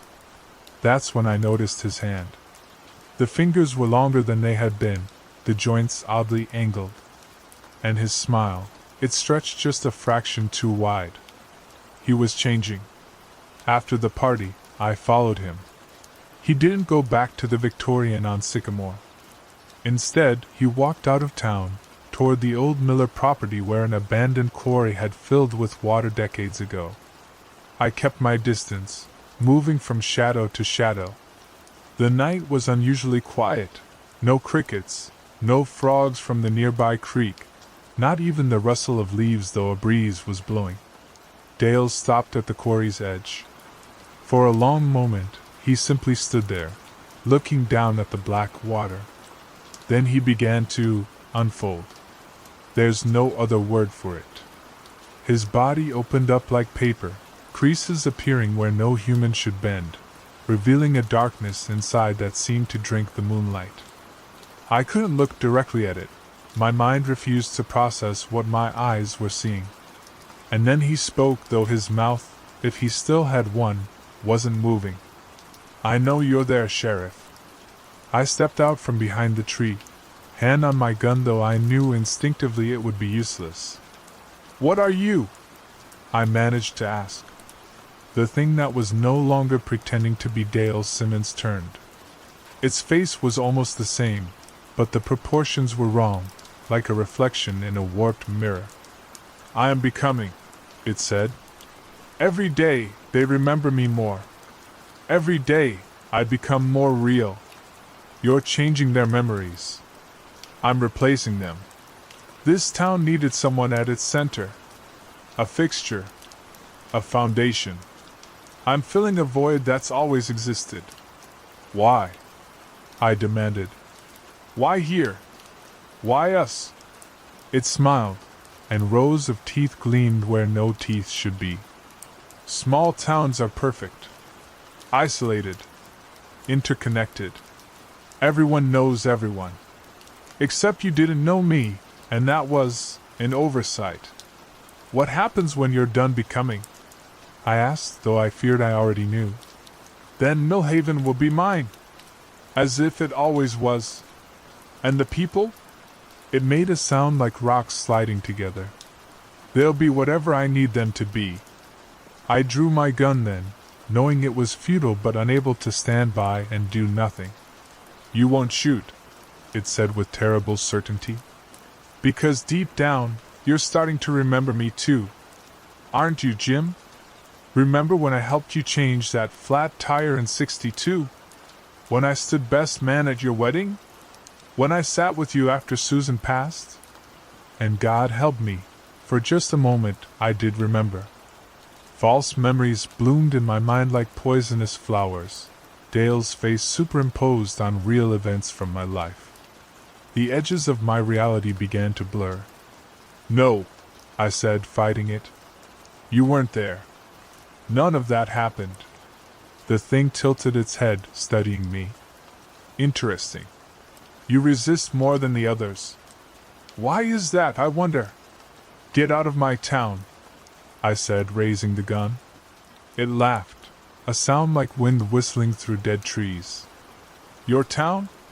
It's already mine. Has been since the moment I arrived. The only question is whether you'll be part of it." It stepped toward me, its form flickering between Dale Simmons and something much, much worse. I fired. The shot echoed across the quarry. The bullet passed through it as if through smoke, rippling its form momentarily before it settled again. "That was rude, Jim," it said, its voice changing, deepening into something that vibrated in my chest. "I came to offer you a choice. Accept me, like the others have, or what?" I demanded. "Or be forgotten." I ran. Cowardly, perhaps. but human instinct won out. I ran through the woods, branches whipping my face, heart hammering in my chest. Behind me, something moved, not with footsteps but with a slithering, rustling sound that seemed to come from all directions at once. I made it to my cruiser, fumbled with the keys, and peeled out onto the road. In the rearview mirror, I saw nothing following. Just the dark outline of trees against the moonlit sky. The next morning, I woke to pounding on my door. Deputy Parker stood on my porch, looking confused and concerned. "Sheriff? You didn't show up for work." Doris was worried. I blinked at him, trying to clear the fog from my mind. "What time is it?" "Almost noon. You never sleep this late." I let him in, poured coffee while he watched me warily. "You look terrible, sir," he said finally. "Everything okay?" I considered telling him everything.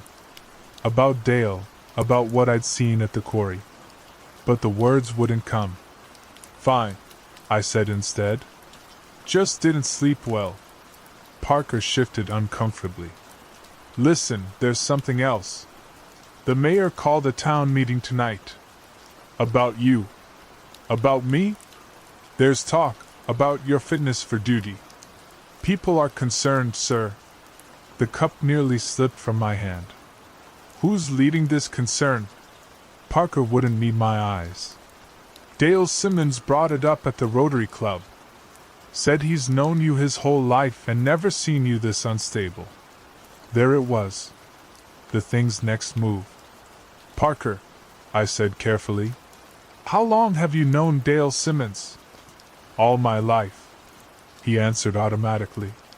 Then his brow furrowed. I think all my life." "Must have." For a moment, just a moment, I saw doubt in his eyes. A crack in the facade. But then it was gone. "Town meeting's at 7, he said, heading for the door. "You should be there, sir." I spent the afternoon gathering what I needed. Old photographs of town events, school yearbooks, business records, anything that should have shown Dale Simmons if he'd truly been a lifelong resident. But when I opened the high school yearbook from 1961, when Dale claimed to have graduated with my brother, I froze. There he was, smiling from the third row of the senior class photo. Dale Simmons, basketball team and math club. I slammed the book shut, heart racing. I knew with absolute certainty, that photo hadn't been there yesterday. I grabbed the town centennial album from 1955. Dale stood with the volunteer fire department. The Millhaven Gazette from Susan's funeral in '97. There was Dale, listed as a pallbearer. It was rewriting history, inserting itself into the physical record. When I arrived at the town hall that evening, it was packed. Everyone was there. Faces I'd known all my life, people I'd protected for decades. And sitting in the front row, Dale Simmons, immaculate in a blue blazer, expression concerned but compassionate. Mayor Wilson called the meeting to order. "Folks, we're here to discuss a difficult matter. Our sheriff has been, well, there's no easy way to say this. He's been exhibiting some concerning behaviors." Murmurs rippled through the crowd. I stood at the back, watching, waiting. "Dale Simmons has brought some specific concerns to the council's attention," Wilson continued. "And given Dale's long friendship with the sheriff, we're taking them seriously." Dale stood, turned to face the crowd. His eyes found mine immediately. "Jim Caldwell has been a fine sheriff for many years," he began, his voice warm with false sincerity. "That's why it pains me to say this. But lately, he's been following me, questioning my identity, claiming I'm some kind of imposter." The crowd gasped. Heads turned to stare at me. "Just yesterday," Dale continued, "he followed me to Miller Quarry and fired his service weapon at me. If his aim had been better, I might not be standing here." More gasps. More stares. "I've known Jim since we were kids," Dale said, his voice dropping to a concerned whisper that somehow carried through the entire hall. "And I fear he's suffering from some kind of breakdown. For his own good, and the safety of Millhaven, I believe he should step down until he gets the help he needs." Mayor Wilson nodded gravely. "The council agrees. Sheriff, would you like to respond?" I stepped forward, feeling every eye in the room on me. Dale smiled, certain of his victory. "I've served this town faithfully for nearly 50 years," I began. "In that time, I've come to know every face, every name, every story in Millhaven." I reached into my jacket and pulled out a single photograph. One Dale couldn't have altered because I'd kept it in my wallet since the day it was taken. My swearing-in ceremony, 1976. The entire town council and half the townspeople crowded into this very hall. "This is who we are," I said, holding it up. "This is Millhaven. And I challenge anyone in this room to find Dale Simmons in this photograph." The room went silent. I passed the photo to Mrs. Leary in the front row. She studied it, frowning, then passed it on. Person by person, the photo made its way through the crowd. I watched faces, confusion, concentration, and then, in some, the first flickers of doubt. Dale remained composed, but I saw something shift behind his eyes. A hardening. A coldness. "Jim," he said smoothly, "I was taking the picture. You asked me to. Don't you remember?" And the worst part was, for a split second, I almost did remember asking him. The false memory tried to take root in my mind, but I pushed it away. "No," I said firmly. "Frank Miller took that photo. Everyone here knows that." Frank's widow, Edith, nodded slowly. "That's right. Frank always took the ceremonial photos. Had that big Nikon camera." Dale's smile tightened. "Perhaps I'm mistaken about this particular photo. Memory plays tricks on all of us, Sheriff. Which is rather my point." But something had changed in the room. The certainty was cracking. People were looking at Dale differently, seeing him with new eyes. Doc Wilson stood suddenly. "You know, it's the strangest thing. I delivered you, Dale. I know I did. I remember it clearly. But I can't for the life of me remember your mother's name." Murmurs spread through the crowd. Dale's smile became fixed, his eyes darting from face to face. "Helen," he said. "My mother was Helen Simmons."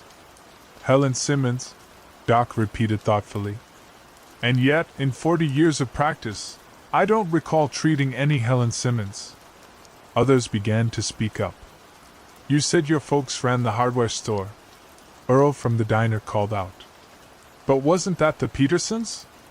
You told me you played baseball with my Henry," Mrs. Taylor said, her voice quavering.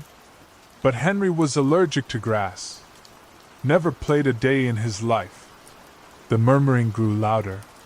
Dale's face remained composed, but his eyes were changing.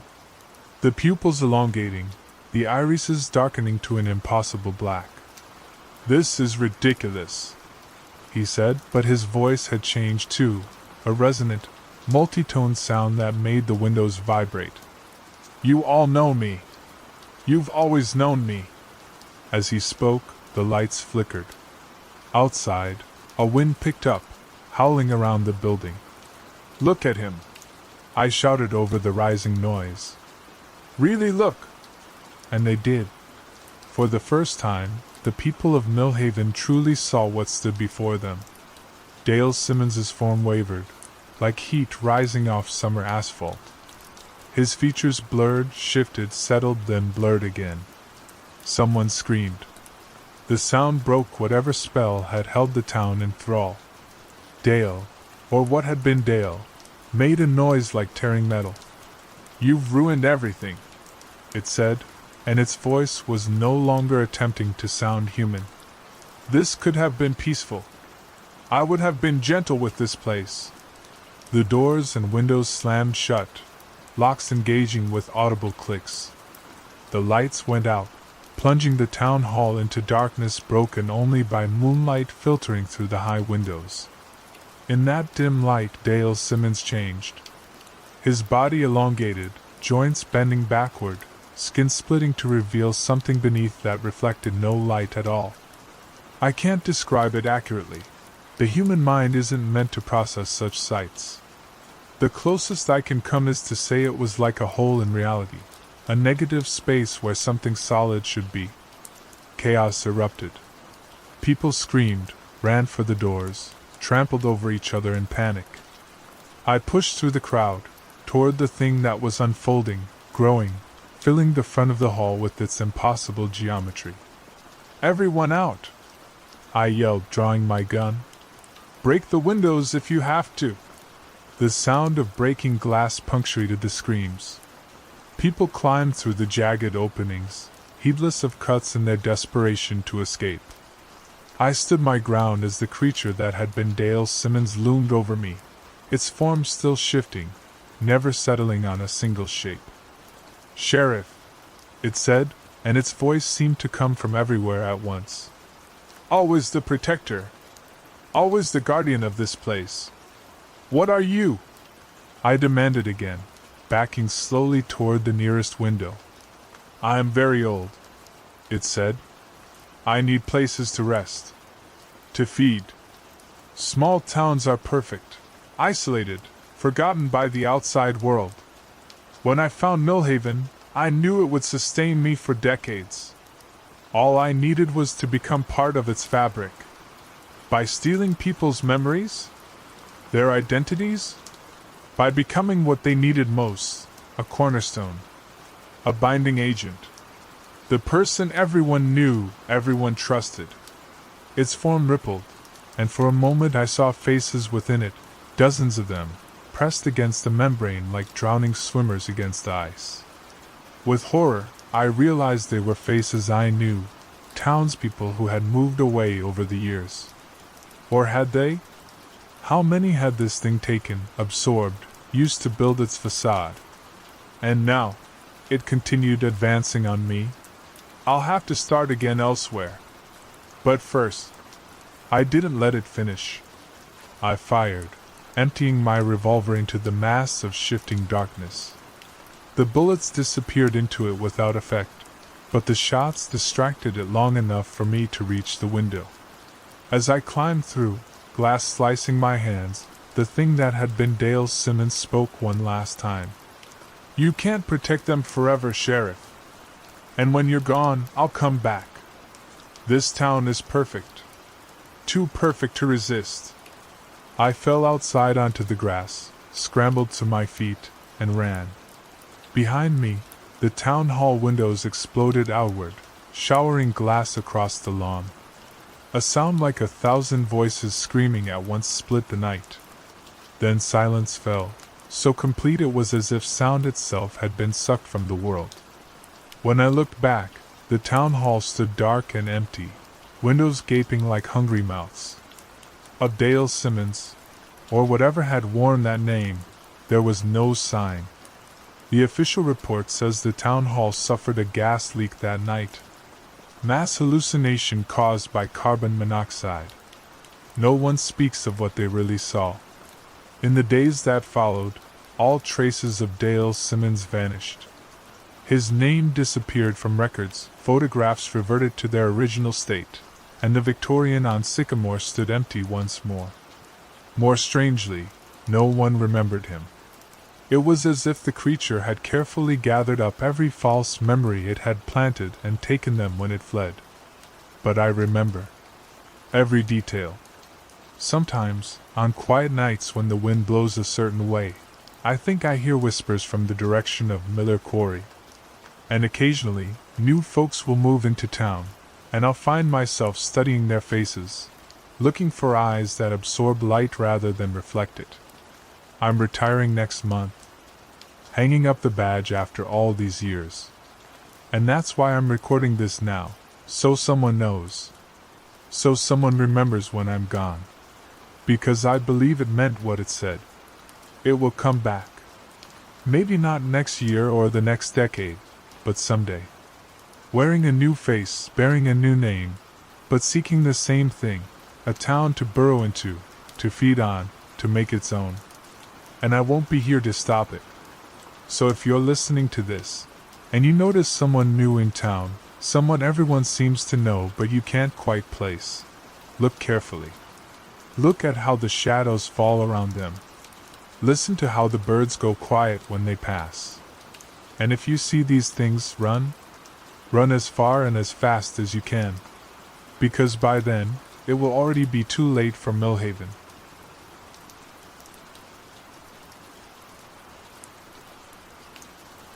I've seen a lot of faces in this town, but none that should have been dead for 30 years. That's what I kept thinking as I sat across from the man at my desk, the afternoon sun casting long shadows through the Venetian blinds. He called himself Billy Keegan, same as the boy who disappeared from Millhaven back in '95. Same lean face, same cowlick in his sandy hair that wouldn't stay put no matter how much brill cream he slapped on it. Same clothes, too. That red and black flannel shirt with the torn pocket. Those faded Levi's with the hole in the right knee. Even those scuffed work boots, caked with the distinctive orange-red clay you only find up by the old quarry. And that scar, a jagged white line that ran from his left temple down to the corner of his mouth, like a lightning bolt had been carved into his flesh. Billy Keegan got that scar when he was 16.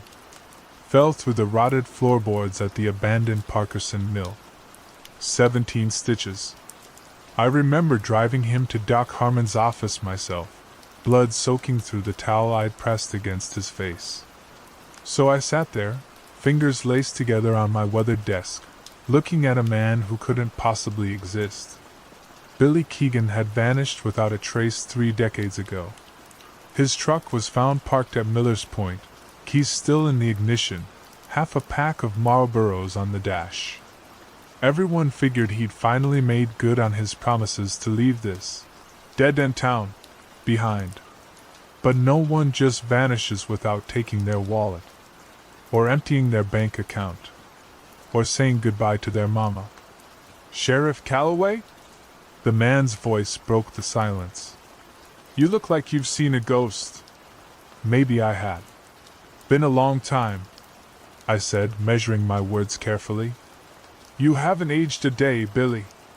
He laughed, that same hiccuping laugh I remembered, like he was trying to keep something from escaping his throat. Good genes, I guess. My daddy looked 40 till the day he died at 78. That was a lie. Frank Keegan had been a bloated, liver-spotted wreck by 50, courtesy of Jim Beam and Camel Unfiltereds.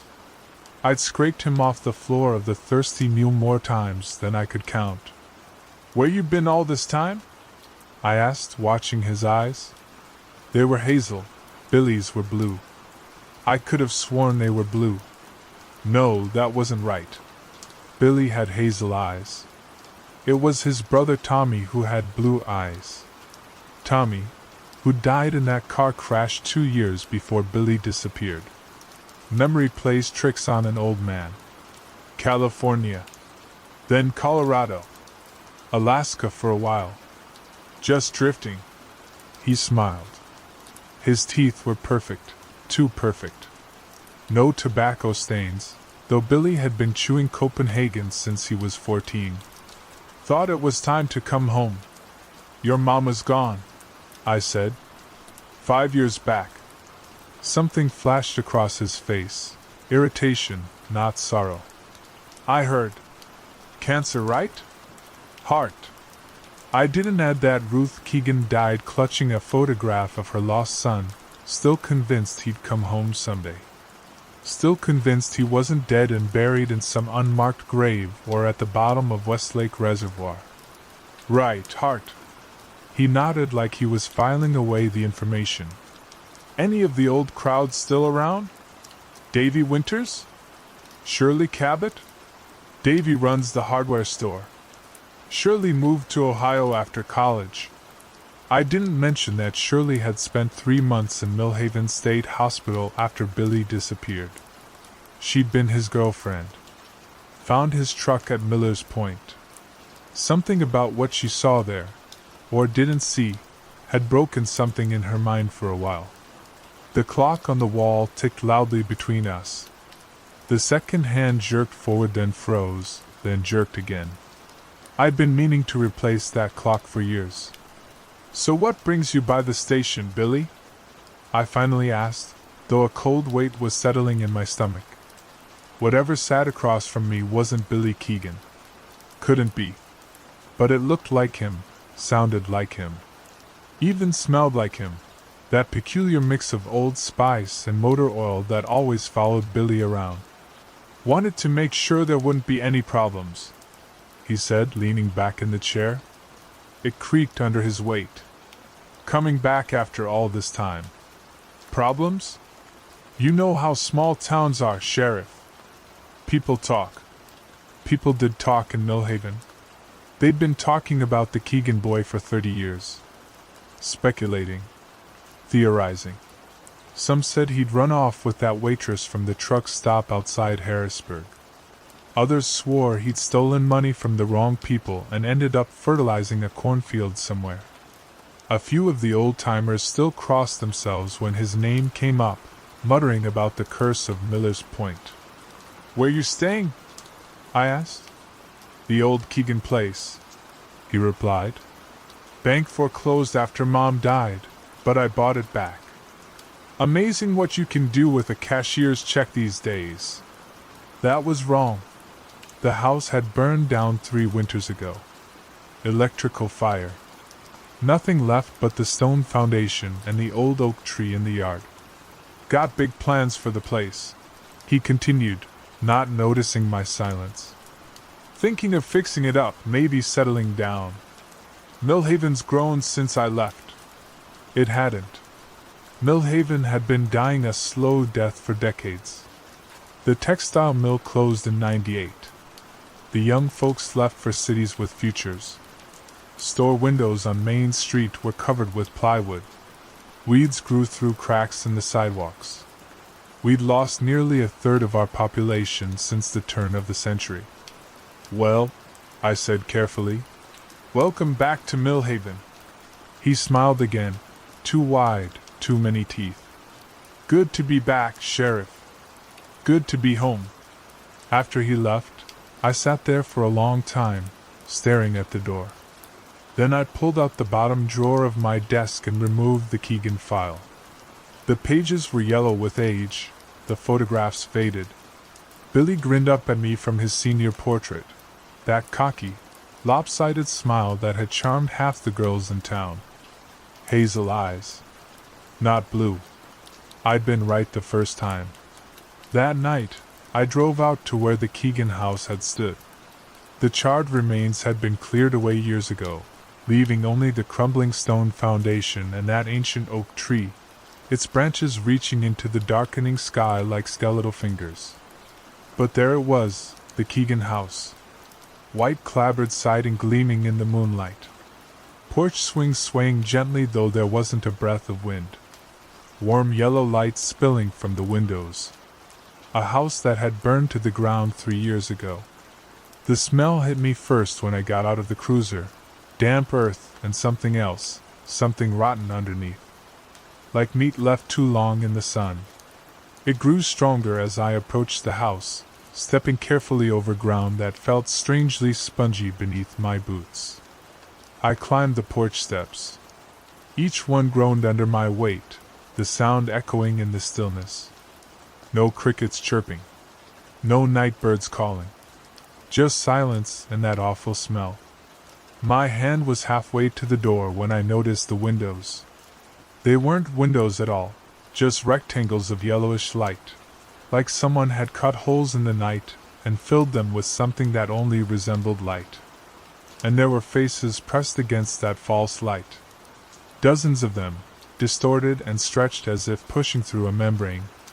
Some I recognized, Ruth Keegan, her mouth open in a silent scream. Tommy Keegan, his face crushed from the accident that had killed him. Old Frank Keegan, eyes yellowed with jaundice. And others, faces I'd known all my life. Faces of people still living in Millhaven. Mrs. Devereaux, who ran the bakery. Principal Winters from the high school. Little Susie Baker, who delivered newspapers on her bicycle. All pressed against those false windows, eyes wide with terror, mouths moving in silent pleas. The door swung open. Billy Keegan stood there, smiling.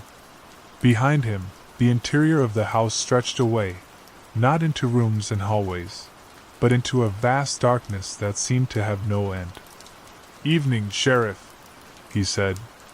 His voice sounded different now, deeper, with an echo that seemed to come from very far away.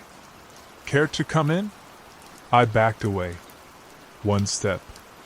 2.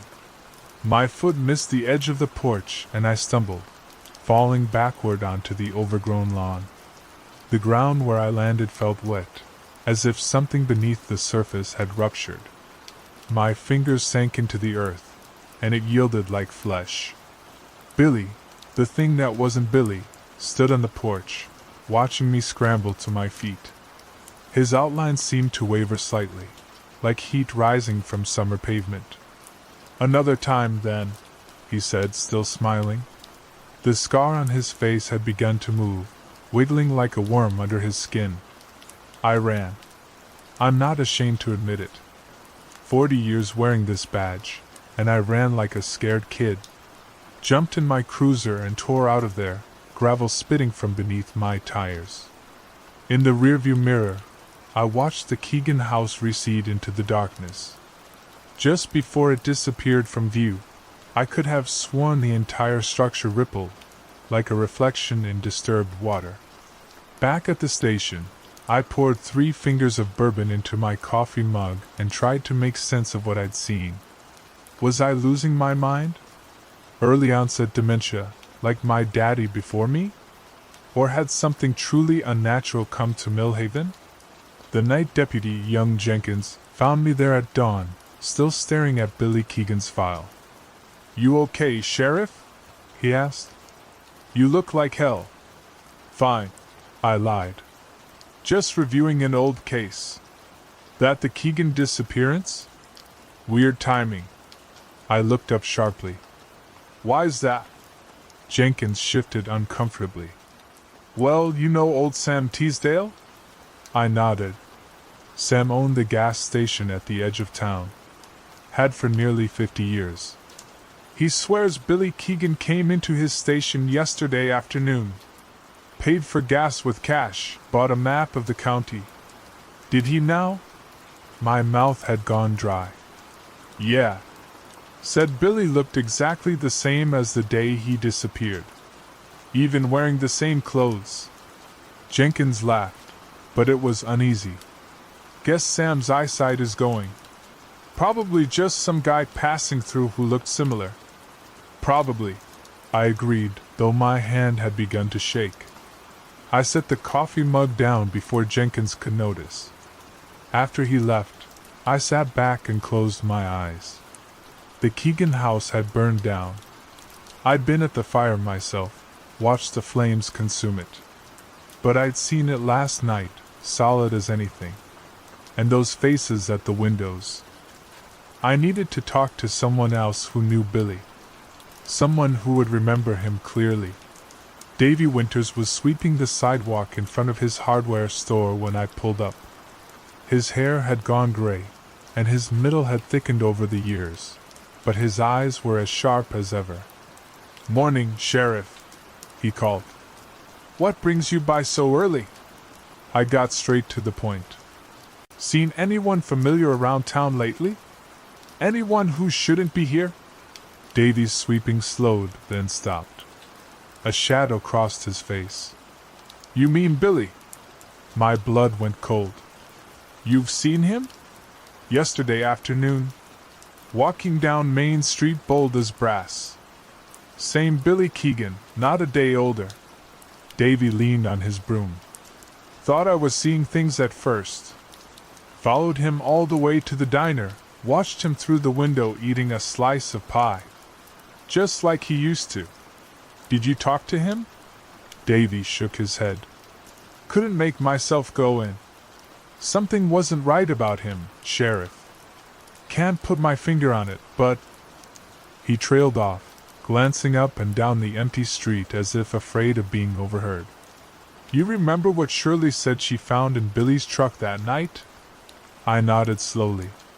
Shirley Cabot had been hysterical when they brought her to the station, babbling about Billy's jacket being in the truck, soaked through with something that wasn't water. Something that moved when she touched it. And a smell, like the inside of something dead, she'd said. No one had taken her seriously. Shirley had always been high-strung, prone to dramatics. And there'd been no jacket in the truck when I'd examined it, nothing wet except the usual morning dew. I always wondered, Davy continued, his voice dropping to a whisper, if Billy really did leave town that night. Or if something happened to him. Something he came back from. People don't come back after 30 years looking exactly the same, I said, but the words sounded hollow even to my own ears. No, Davy agreed. They don't. Throughout the day, the reports kept coming in. Billy Keegan at the supermarket, buying nothing but raw meat and salt. Billy Keegan at the library, poring over old newspapers from the year he disappeared. Billy Keegan standing motionless for hours at the edge of Miller's Point, staring out over the water. Always the same clothes. Always that same smile that didn't quite reach his eyes. I put off going back to the Keegan house until the sun was low in the sky. Some childish part of me didn't want to face that place in the dark again.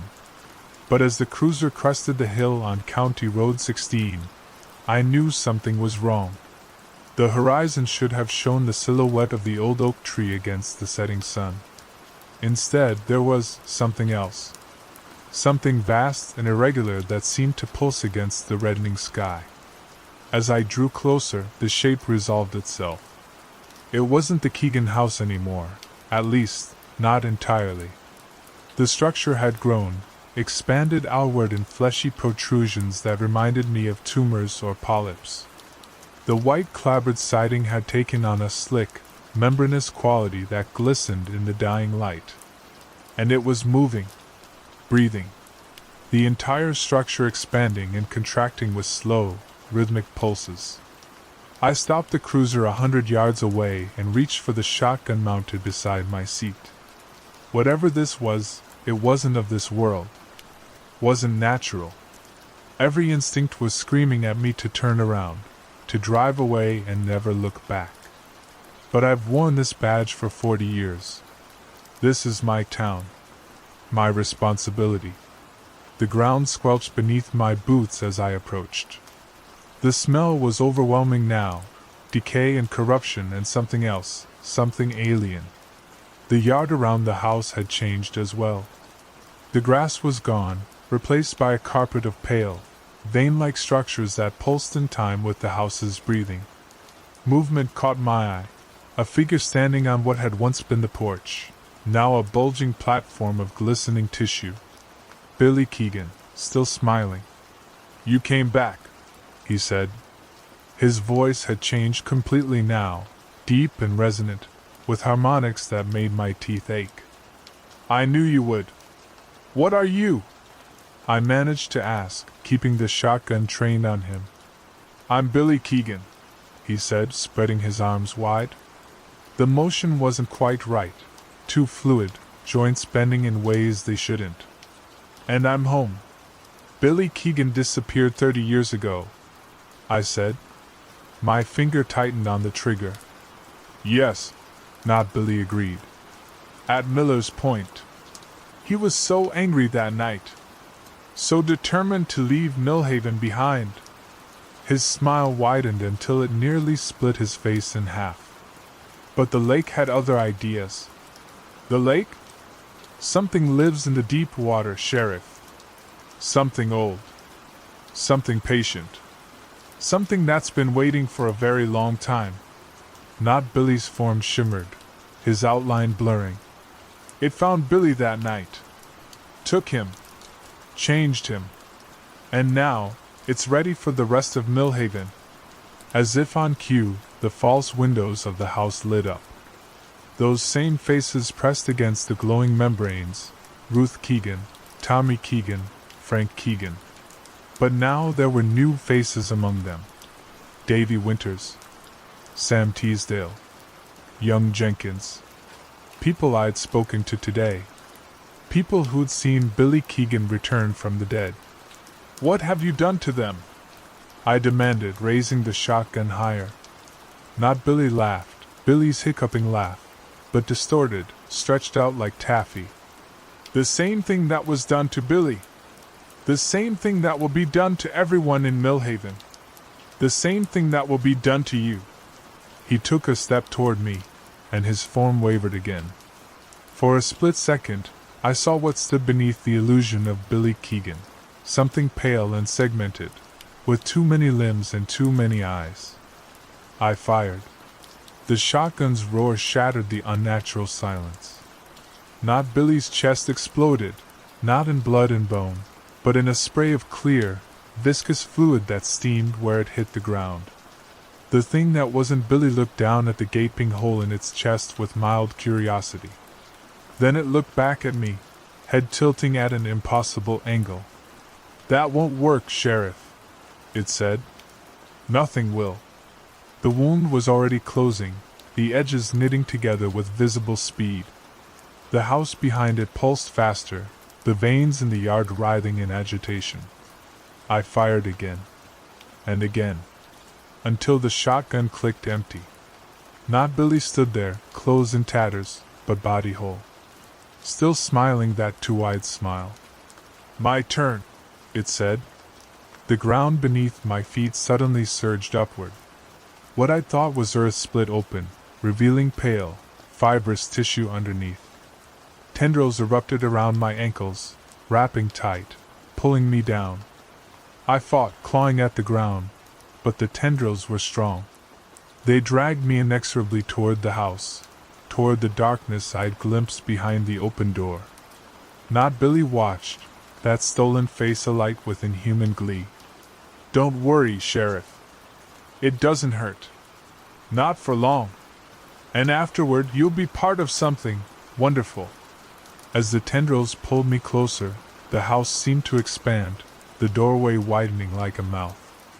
Behind not Billy, in that impossible darkness, something moved. Something vast. I caught a glimpse of pale flesh, of limbs that bent in impossible ways, of eyes, so many eyes, blinking in sequence. In that moment, I understood what had happened to Billy Keegan 30 years ago. What was happening to Millhaven now?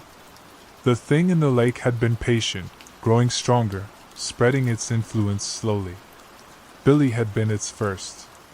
Now it was ready for the rest. With the last of my strength, I reached for my belt. Not for my service pistol. I knew bullets would be as useless as the shotgun. Instead, I grabbed the flare gun I always kept for emergencies. Not Billy saw what I was doing. Its smile faltered for the first time. "That won't save you," it said, but uncertainty had crept into its voice. "Not trying to save myself," I grunted, aiming at the pulsing heart of the house thing. "Just trying to buy time." I fired. The flare streaked through the air, a comet of burning phosphorus. It struck the membranous wall of the house and stuck there, burning, burrowing. The reaction was immediate and terrible. The entire structure convulsed, a high-pitched keening filling the air. The tendrils around my ankles loosened as the thing thrashed in pain. Not Billy screamed, a sound no human throat could make. Its form rippled violently, the illusion of humanity falling away completely. I didn't wait to see more. I scrambled to my feet and ran, ignoring the pain in my ankle where the tendrils had gripped. Behind me, the keening rose in pitch, becoming a shriek that shattered the windows of my cruiser. I drove straight to the station, raising the alarm. Within an hour, every available officer in the county was speeding toward the Keegan property, along with fire trucks, ambulances, and a hazmat team I'd called in with a story about a toxic spill. But by the time we returned, there was nothing left to find. The Keegan house was gone. In its place was only the stone foundation I remembered, and the ancient oak tree, its branches now bare and lifeless. Of Billy Keegan, or whatever had been wearing his face, there was no sign. Nor was there any trace of Davy Winters, Sam Teasdale, or Deputy Jenkins. We searched Miller's Point, dragged the lake, found nothing. That was 3 weeks ago. The official report cites a gas leak and hallucinations to explain the missing persons. The county's trying to keep a lid on things, but the rumors are spreading. People are leaving Millhaven faster than ever. I should leave too. Every instinct tells me to get as far away from this town as possible. But I can't. Not yet. Because I keep thinking about what that thing said. About something living in the deep water. Something patient. Something old. And I keep dreaming about Billy Keegan. In my dreams, he stands at the end of my bed, smiling that two-eyed smile. Sometimes his face shifts, revealing other faces beneath, Davy, Sam, Jenkins. And sometimes, it's my own face looking back at me, with eyes that have seen the depths of the lake. We'll be waiting, Dream Billy always says. In the deep water. When you're ready to come home. I've seen a lot of faces in this town. But I can't forget the faces pressed against those false windows, silently screaming. Or the thing behind Billy Keegan's face, watching me with ancient hunger. I don't know if it's really gone. Or if it's just waiting. Growing stronger. Biding its time. All I know is that I don't go near the lake anymore. And when I look in the mirror, I check my eyes carefully. Making sure they're still my own. Because I've seen a lot of faces in this town. But none that should have been dead for 30 years. Until I did. There's a house on Miller's Field that wasn't there yesterday, and I damn well would have noticed. I've been sheriff of Oakwood County for 37 years. I know every acre, every bend in the road, every weathered fence post. Miller's Field is just an empty patch of land on the outskirts of town, nothing but tall grass and wildflowers for as long as anyone can remember. Old Man Miller died back in '78, and the property's been tied up in some estate dispute ever since. But now there's a house sitting right in the middle of it. A 2-story Victorian with peeling white paint and black shutters, a covered porch wrapping around the front, and a red brick chimney rising from the roof like an accusing finger pointing at the sky. I first saw it on my morning patrol.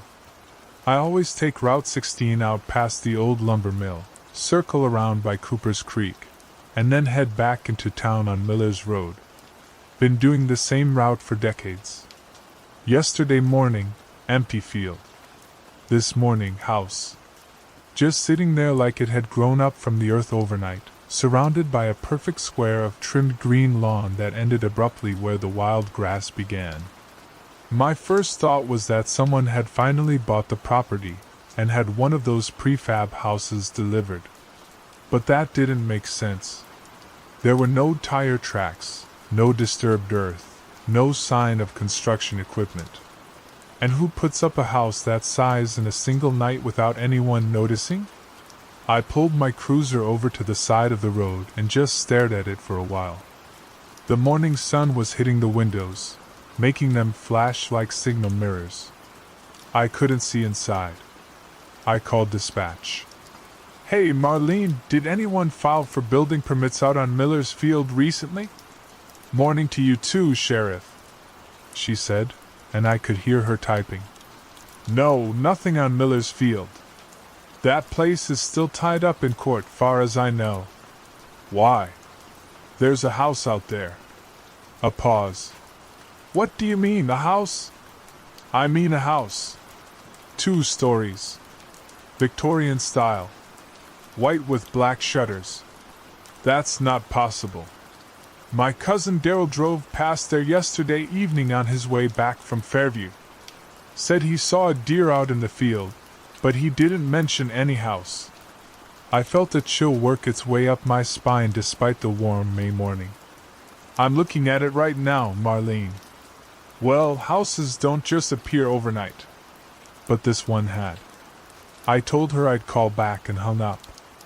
Then I got out of the cruiser, my knees cracking like they always do these days. The air smelled wrong.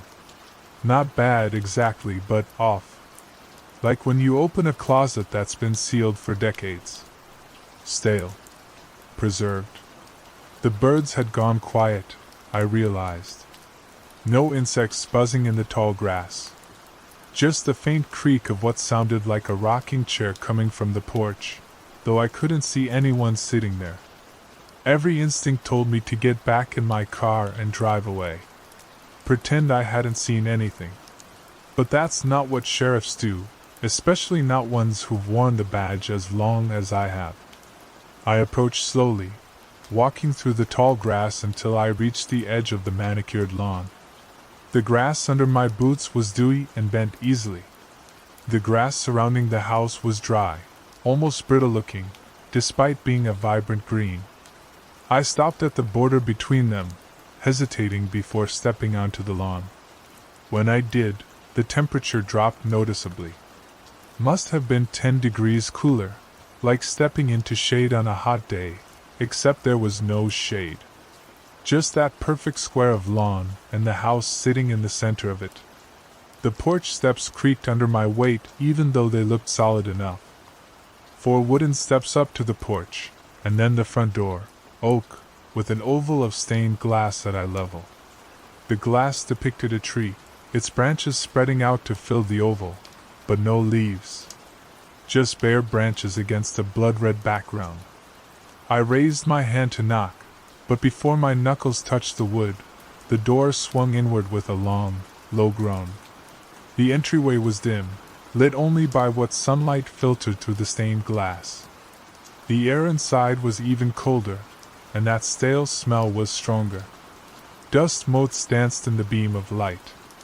To my right was a formal sitting room with furniture draped in white sheets. To my left, a dining room with a long table set for 8. Complete with fine china and crystal glasses. Straight ahead, a staircase led to the second floor. "Hello?" I called out. "Anyone home?" My voice fell flat, as if the air itself absorbed the sound.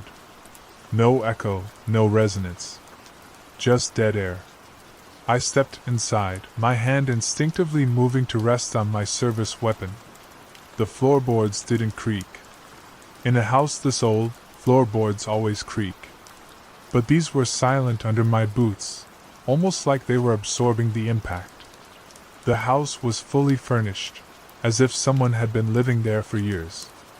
Family photos hung on the walls, but when I looked closely at them, I couldn't make out the faces. They were blurred, like someone had taken a thumb and smudged them before the photographs had dried. In the living room, an antique grandfather clock stood against one wall. Its pendulum wasn't swinging, but I could hear it ticking. Tick, tick, tick. The hands were stuck at 3:47. The kitchen was immaculate, with copper pots hanging above an old cast iron stove. A kettle sat on one of the burners, and I could have sworn I heard water beginning to boil inside it, though the stove wasn't lit. I called out again. Nothing. The house seemed to swallow my voice. Back in the entryway, I looked up the stairs. The second floor was darker, the hallway stretching into shadow. I thought I saw movement up there, just a flicker, like someone ducking into a room. "Police!" I called out, louder this time. "I'm coming up." Each step felt heavier than the last, as if the house was trying to hold me back. Or pull me in. I couldn't decide which. The temperature kept dropping the higher I climbed. By the time I reached the landing, I could see my breath clouding in front of me. 4 doors led off the hallway, all closed except for the one at the far end, which was slightly ajar. A thin slice of light spilled out onto the dark wooden floor. I moved toward it slowly, one hand still on my gun. The wallpaper in the hallway seemed to shift in my peripheral vision, the floral pattern rearranging itself when I wasn't looking directly at it. The whispering started then, so faint I thought I was imagining it at first. Just below the threshold of understanding, like a radio tuned between stations. As I got closer to the door, the whispers grew louder, but not clearer. Multiple voices, talking over each other, urgent but unintelligible. The light from the room flickered, as if someone was passing back and forth in front of a lamp. I pushed the door open slowly with the barrel of my gun. It was a child's bedroom. Pale blue walls, a small bed with a patchwork quilt, shelves lined with toys and books. A rocking horse by the window, swaying gently as if someone had just been playing with it. And on the bedside table, a small lamp with a nautical theme, sailboats and anchors, its light warm and inviting compared to the cold darkness of the rest of the house. But what caught my eye was the small desk under the window, where a child sat with his back to me, drawing on a piece of paper. "Hey there," I said, my voice softer now. "You okay, son?" The child didn't respond. Didn't turn around. Just kept drawing, his small hand moving the crayon in broad strokes across the paper. I moved closer, stepping carefully. "I'm Sheriff Tanner. What's your name?" Still no response. I was close enough now to see that he was wearing old-fashioned clothes, short pants with suspenders, a white button-up shirt. His hair was neatly parted and combed to one side. I reached out to touch his shoulder, but before my fingers made contact, he turned his head, just his head, at an impossible angle, neck twisting far beyond what any human spine should allow. There was no face. Just smooth, featureless skin where his features should have been. I stumbled backward, my heart hammering against my ribs. The child, the thing, stood up from the desk and turned fully toward me. It held up the drawing for me to see, a crude crayon sketch of a house. This house. And outside it, a small stick figure wearing what looked like a sheriff's badge. The paper fluttered to the floor as the child thing took a step toward me. I drew my gun, pointing it at the center of that blank face. "Stay back," I warned, my voice shaking more than I'd like to admit. It cocked its head to one side, as if puzzled. Then it raised an arm and pointed past me, toward the door. I wasn't about to turn my back on it, but I could feel something behind me, a change in air pressure, a deepening of the cold. The whispering had stopped. The silence was deafening. The child thing lowered its arm and sat back down at the desk, picking up the crayon once more. It began to draw again, back turned to me as if I wasn't there at all. I backed out of the room, keeping my gun trained on it until I was in the hallway. Then I turned, and found myself face to face with a woman. She was tall and thin, wearing a long black dress that might have been fashionable a century ago.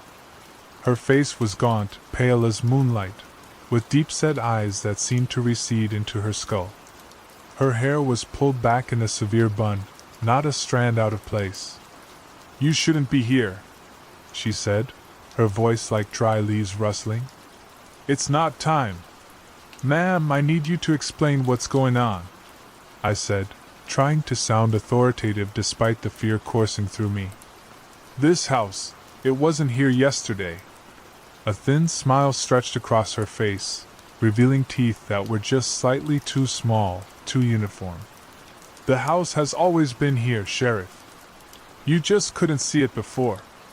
"What does that mean? Who are you people?" She tilted her head in the same unnatural way the child had. "We're not people, Sheriff. Not anymore. I'd face down armed robbers. intervened in domestic disputes that could have turned deadly in an instant, even confronted a cornered mountain lion once out by Sawyer's Ridge. But nothing in my 37 years of law enforcement had prepared me for the cold dread that washed over me at those words. "What do you want?" I managed to ask. "Want?" She seemed to consider the question, her head tilting further until her ear nearly touched her shoulder. "We don't want. We wait." "For what?" "For when it's time." She took a step closer to me. I could smell her now, that same stale, preserved smell, but underneath it something worse. Something rotten. "Your time will come too, Sheriff." "Everyone's does." I'd had enough. I backed away, keeping my gun leveled at her chest, though something told me bullets wouldn't do much good. I made it to the stairs and back down them, never taking my eyes off her. She stood at the top of the landing, watching me with those sunken eyes, that small-toothed smile fixed on her face. The house felt different now, aware. The air thick with anticipation. I could feel eyes on me from every direction, though when I glanced into the rooms off the entryway, I saw nothing but furniture and shadows. I reached the front door and yanked it open, half expecting to find something blocking my escape. But there was only the porch, the steps, and beyond them, the impossible lawn and the field of tall grass.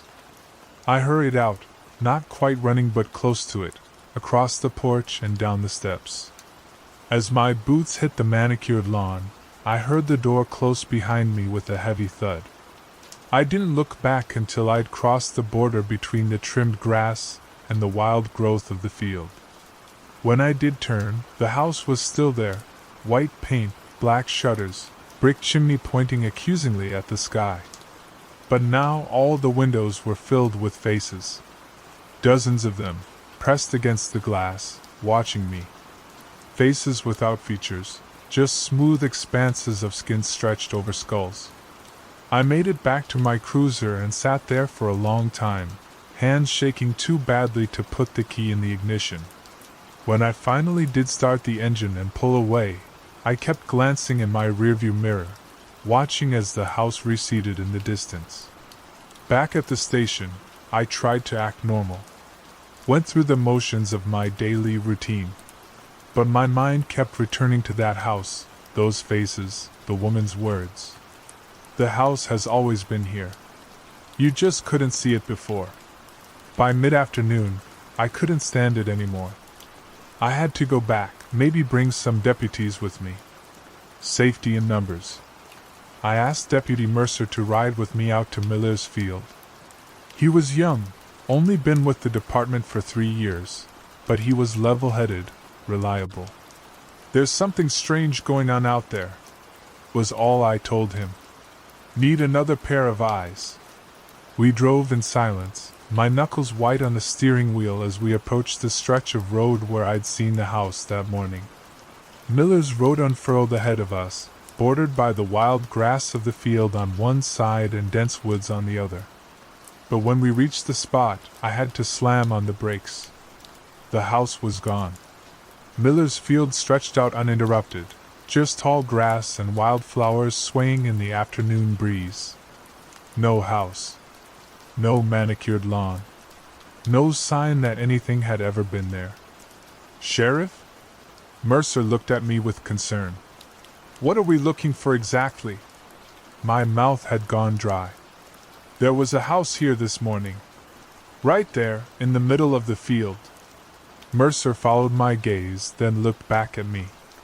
There was something in his eyes, not quite disbelief, but close. Worry, maybe. "A house?" "Yes, goddammit. A white Victorian with black shutters. 2 stories. Porch wrapping around the front. I was inside it not 6 hours ago." He was quiet for a moment. Then, carefully, "Maybe we should head back to the station. You've been putting in a lot of extra hours lately. Could be you just need some rest." I wanted to argue, to insist we get out and search the field, look for any evidence. but I knew there wouldn't be any. The house was gone as completely as if it had never existed, or as if it was biding its time. "We wait," the woman had said, "for when it's time." I let Mercer drive us back to town. Told him I was just overtired seeing things. He seemed relieved to accept that explanation. I went home early, for the first time in years. Told Marlene to call me if anything came up. Nothing did, not that night. I sat on my porch with a glass of bourbon, watching the sun set and trying to convince myself I'd imagined the whole thing. A waking dream, maybe? Or the first signs of the dementia that took my father. But I knew better. The house had been real. As real as the glass in my hand, as real as the badge pinned to my shirt. 3 days passed. Normal days filled with routine police work, a fender bender downtown, a report of teenagers drinking in the abandoned train depot, Mrs. Holloway complaining about her neighbor's dog again. I almost managed to convince myself that it had been some kind of hallucination. Then came the call from the Henderson farm. "Sheriff?" Jim Henderson's voice was tight with stress. "You need to come out here. Right now." "What's the problem, Jim?" "There's a house on my south pasture. It wasn't there last night." My blood turned to ice. "What kind of house?" "Old Victorian-looking thing. White with black shutters." A pause. "Sheriff? You still there?" "I'm on my way." "Don't go near it, Jim. You hear me? Don't let anyone go near it." I broke every speed limit getting out to the Henderson place. The farm was on the other side of town from Miller's Field, a good 10 miles away. The Henderson family had worked that land for generations. Jim knew every inch of it, just like I knew every inch of my patrol route. The house stood in the middle of a pasture where cattle usually grazed. The same house. The same perfect square of manicured lawn. The same feeling of wrongness emanating from it like a bad smell. Jim was waiting by his fence line, arms crossed over his chest. His face was pale. "What the hell is it, Sheriff?" he asked as I got out of my cruiser. "Some kind of prank?" "No prank," I said. "I saw this same house 3 days ago. Over on Miller's Field." He stared at me. "That's not possible. Neither is a house appearing overnight." I looked back at the house. From here, it looked almost normal. Charming, even. A quaint old Victorian that wouldn't have been out of place in town. But I knew what waited inside. "Where's your family, Jim?" "Sent them to stay with Clara's mother in Fairview. Told them there was a gas leak or something. Didn't want them near, whatever this is." "Good thinking." We stood there for a while, just looking at it. A hawk circled overhead, then veered away sharply when it flew over the house, as if it had hit an invisible barrier. "I'm going in," I said finally. Jim grabbed my arm. "Are you crazy? We should call the state police, or the FBI, or...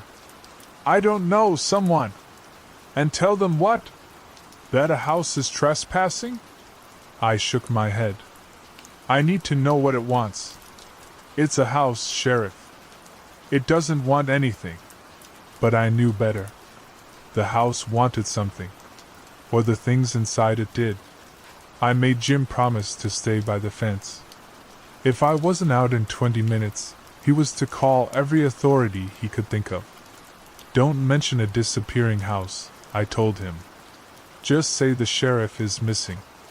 The walk to the house felt longer this time. The square of lawn around it seemed larger, the wild grass of the pasture bending away from it as if reluctant to touch it. The smell hit me again as I approached, that stale, preserved odor, but with an undertone of rot. The door was closed this time. I climbed the porch steps slowly, listening for the creak of a rocking chair, but there was only silence. No birds.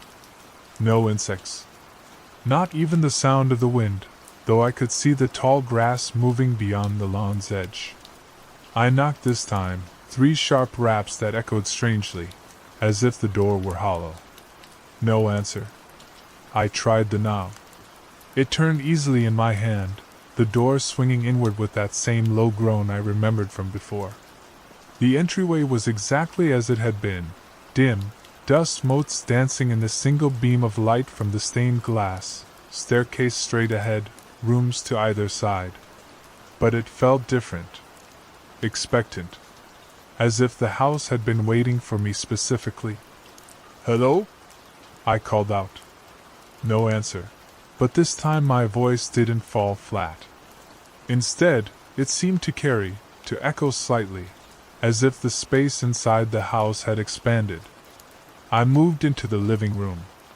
The furniture was still draped in white sheets, but now the sheets were stained with something dark that I didn't want to examine too closely.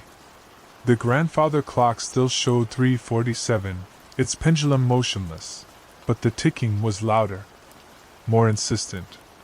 In the dining room, the table was still set for 8, but the fine china was cracked now, hairline fractures spreading across the plates like spider webs. The crystal glasses were filled with a dark liquid that couldn't possibly be wine. There was music coming from somewhere deeper in the house, a phonograph playing an old jazz standard, the kind my grandmother used to listen to. The sound was warped, the tempo just slightly off, making the familiar melody feel wrong. I moved toward the kitchen, following the music. The copper pots still hung above the stove, but they were tarnished now, green with verdigris. The kettle was still there, but it was boiling properly this time, steam whistling from its spout even though the stove remained cold and dark. The music was coming from beyond the kitchen, through a door I hadn't noticed during my first visit. It was slightly ajar, revealing a set of stairs leading down into darkness. Every instinct told me not to go down there. To turn around, walk out, and never look back.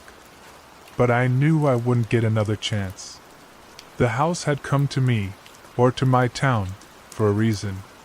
I needed to understand why. I drew my gun and pushed the door open wider. The stairs were wooden, worn smooth in the center from countless footsteps. The music was definitely coming from below, along with now the murmur of voices, like a party in full swing. I descended slowly, one hand on the wall for balance. The darkness seemed to press against my flashlight beam, allowing me to see only a few steps ahead at a time. The temperature dropped with each step, until I was shivering despite my jacket. The basement opened up into a large space, much larger than should have been possible given the dimensions of the house above. The ceiling was low, supported by thick wooden beams, and the walls were rough stone, like the foundation of a much older structure.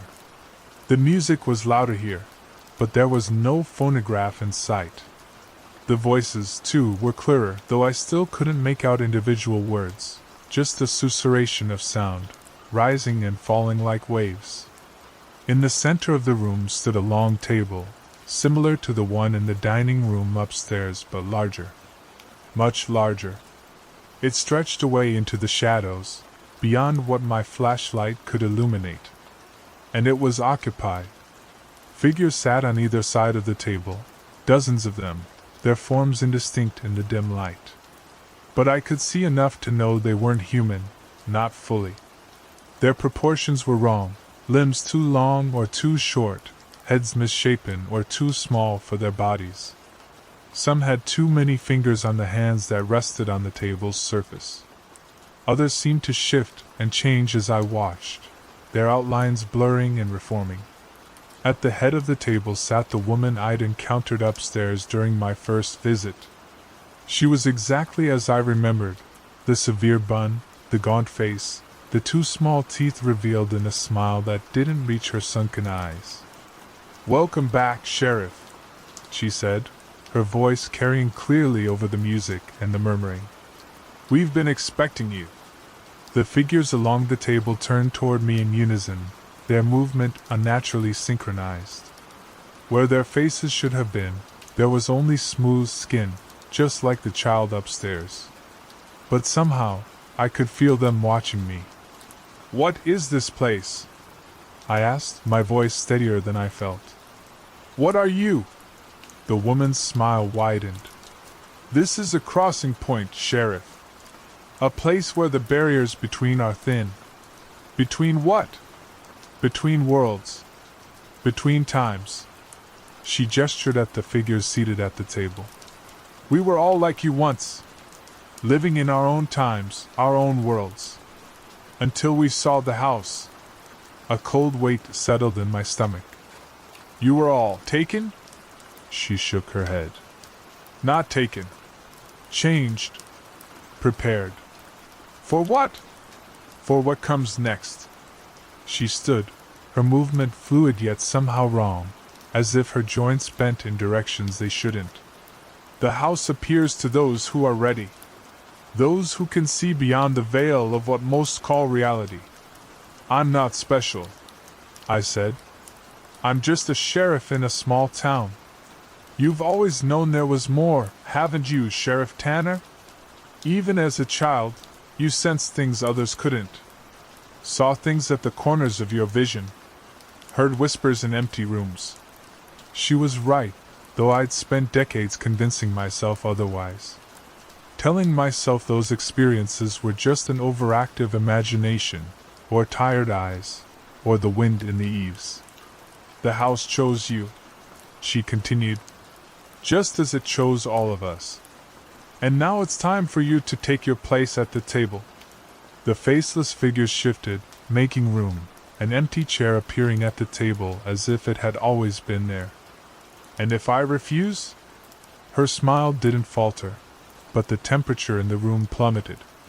The music warped further, the melody becoming discordant, almost painful to hear. "The house always gets what it wants, Sheriff. One way or another." I raised my gun, pointing it directly at her. "I'm leaving now. And the house is going with me. Away from my town." She laughed, a sound like glass breaking. "The house goes where it's needed. Where it's called. Your town has been calling it for a very long time." "What does that mean?" "This land remembers, Sheriff. It remembers what was done here. What was buried here." She took a step toward me. "The sins of the fathers, as they say." A memory surfaced, something my grandfather had told me when I was young, about the early days of Oakwood County. About a group of settlers who had disappeared one harsh winter. About rumors of what the survivors had done to stay alive. About a pact made in desperation and sealed in blood. "That's ancient history," I said. "No one alive today had anything to do with it." "The land remembers," she repeated. "And now it's hungry again." The figures at the table began to rise, their movements jerky, like marionettes with tangled strings. They turned toward me, faceless heads swiveling with audible cracks. I backed toward the stairs. "Stay away from me. Stay away from my town." "Too late, Sheriff. The feast has already begun." I fired a warning shot into the ceiling, the sound deafening in the confined space. None of the figures flinched.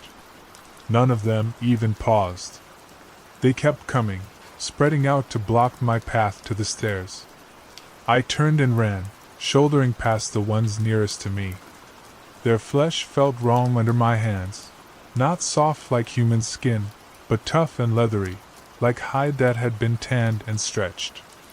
I took the stairs two at a time, not looking back, though I could hear them following, not footsteps, but a sliding, scraping sound, as if they were being dragged. The door at the top of the stairs tried to swing shut as I approached, but I crashed into it with my shoulder, sending it flying open.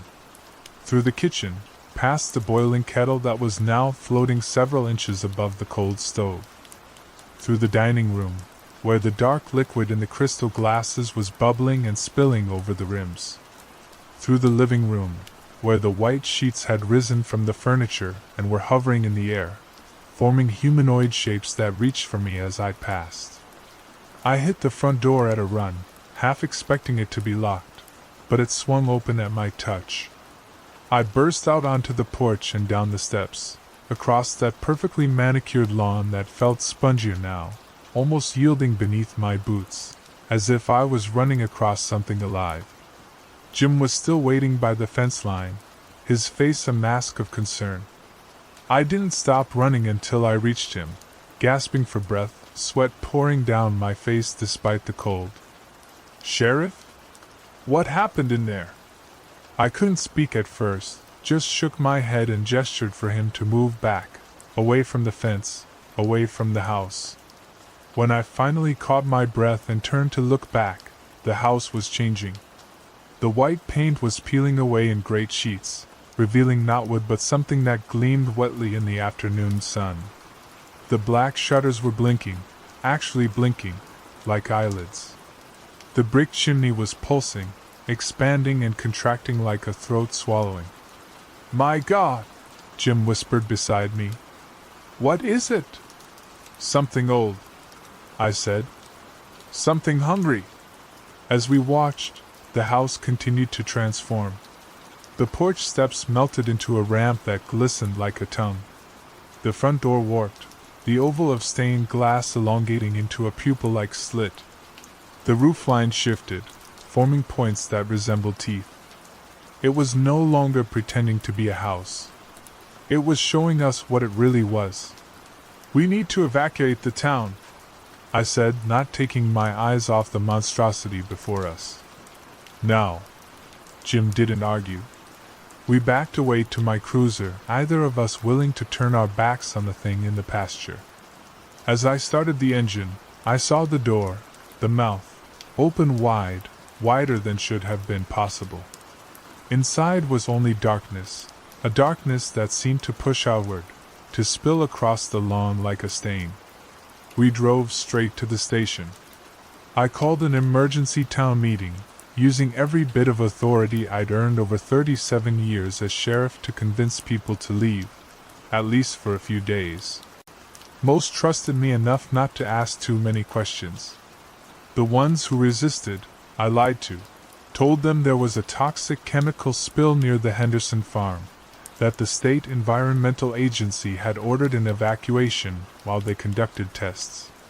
By nightfall, most of the town was empty. I stayed behind with a few deputies and volunteers, setting up a perimeter around the Henderson farm, though I knew fences and barricades wouldn't stop whatever had come to Oakwood County. I tried calling state authorities, but who would believe me? A house that appears and disappears, that transforms into something else entirely?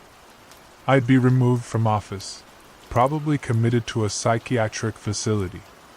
And while I was locked away, the thing would continue its feast. So I waited. Watched as night fell and the thing that was no longer pretending to be a house began to glow with a sickly phosphorescence, pulsing like a heartbeat. Listened as sounds emerged from it, not just the warped music now, but other noises. Wet, organic sounds. The crunch of bone.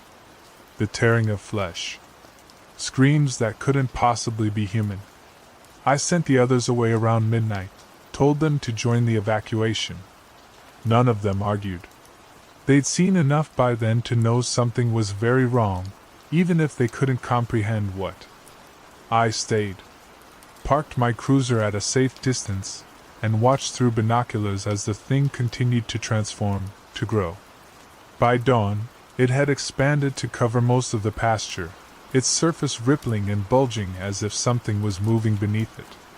Then, as the first rays of sunlight touched it, it began to recede, to fold in on itself, collapsing like a tent with the poles removed. Within minutes, it had shrunk back to the size of the original house, then smaller still, until it was just a point of darkness hovering above the ground. And then, with a sound like a sigh, it vanished completely. I approached cautiously, gun drawn, though I knew it would be useless. The pasture was empty. No house. No square of manicured lawn. Just trampled grass and a large circular patch where nothing would ever grow again. The thing was gone, but I knew it wasn't over. The woman's words echoed in my mind. The house goes where it's needed, where it's called. It would be back. Maybe not tomorrow, maybe not next week, but someday. And next time, it might not show itself to me first. Next time, it might appear in someone's backyard, or in the middle of Main Street, or next to the elementary school. I retired the following month. Told everyone it was my age, my knees, my desire to spend more time fishing. The truth was, I couldn't bear the weight of the badge anymore. Not with what I knew. Not with what might be coming. I still drive by Miller's Field every day, and past the Henderson farm. Still scan the landscape for anything that shouldn't be there. Still wake up in the middle of the night, heart pounding, convinced I've heard the tick of a grandfather clock from somewhere inside my empty house. And sometimes, in my dreams, I'm sitting at that long table in the basement, surrounded by faceless figures, a place set before me with fine china and a crystal glass filled with dark liquid.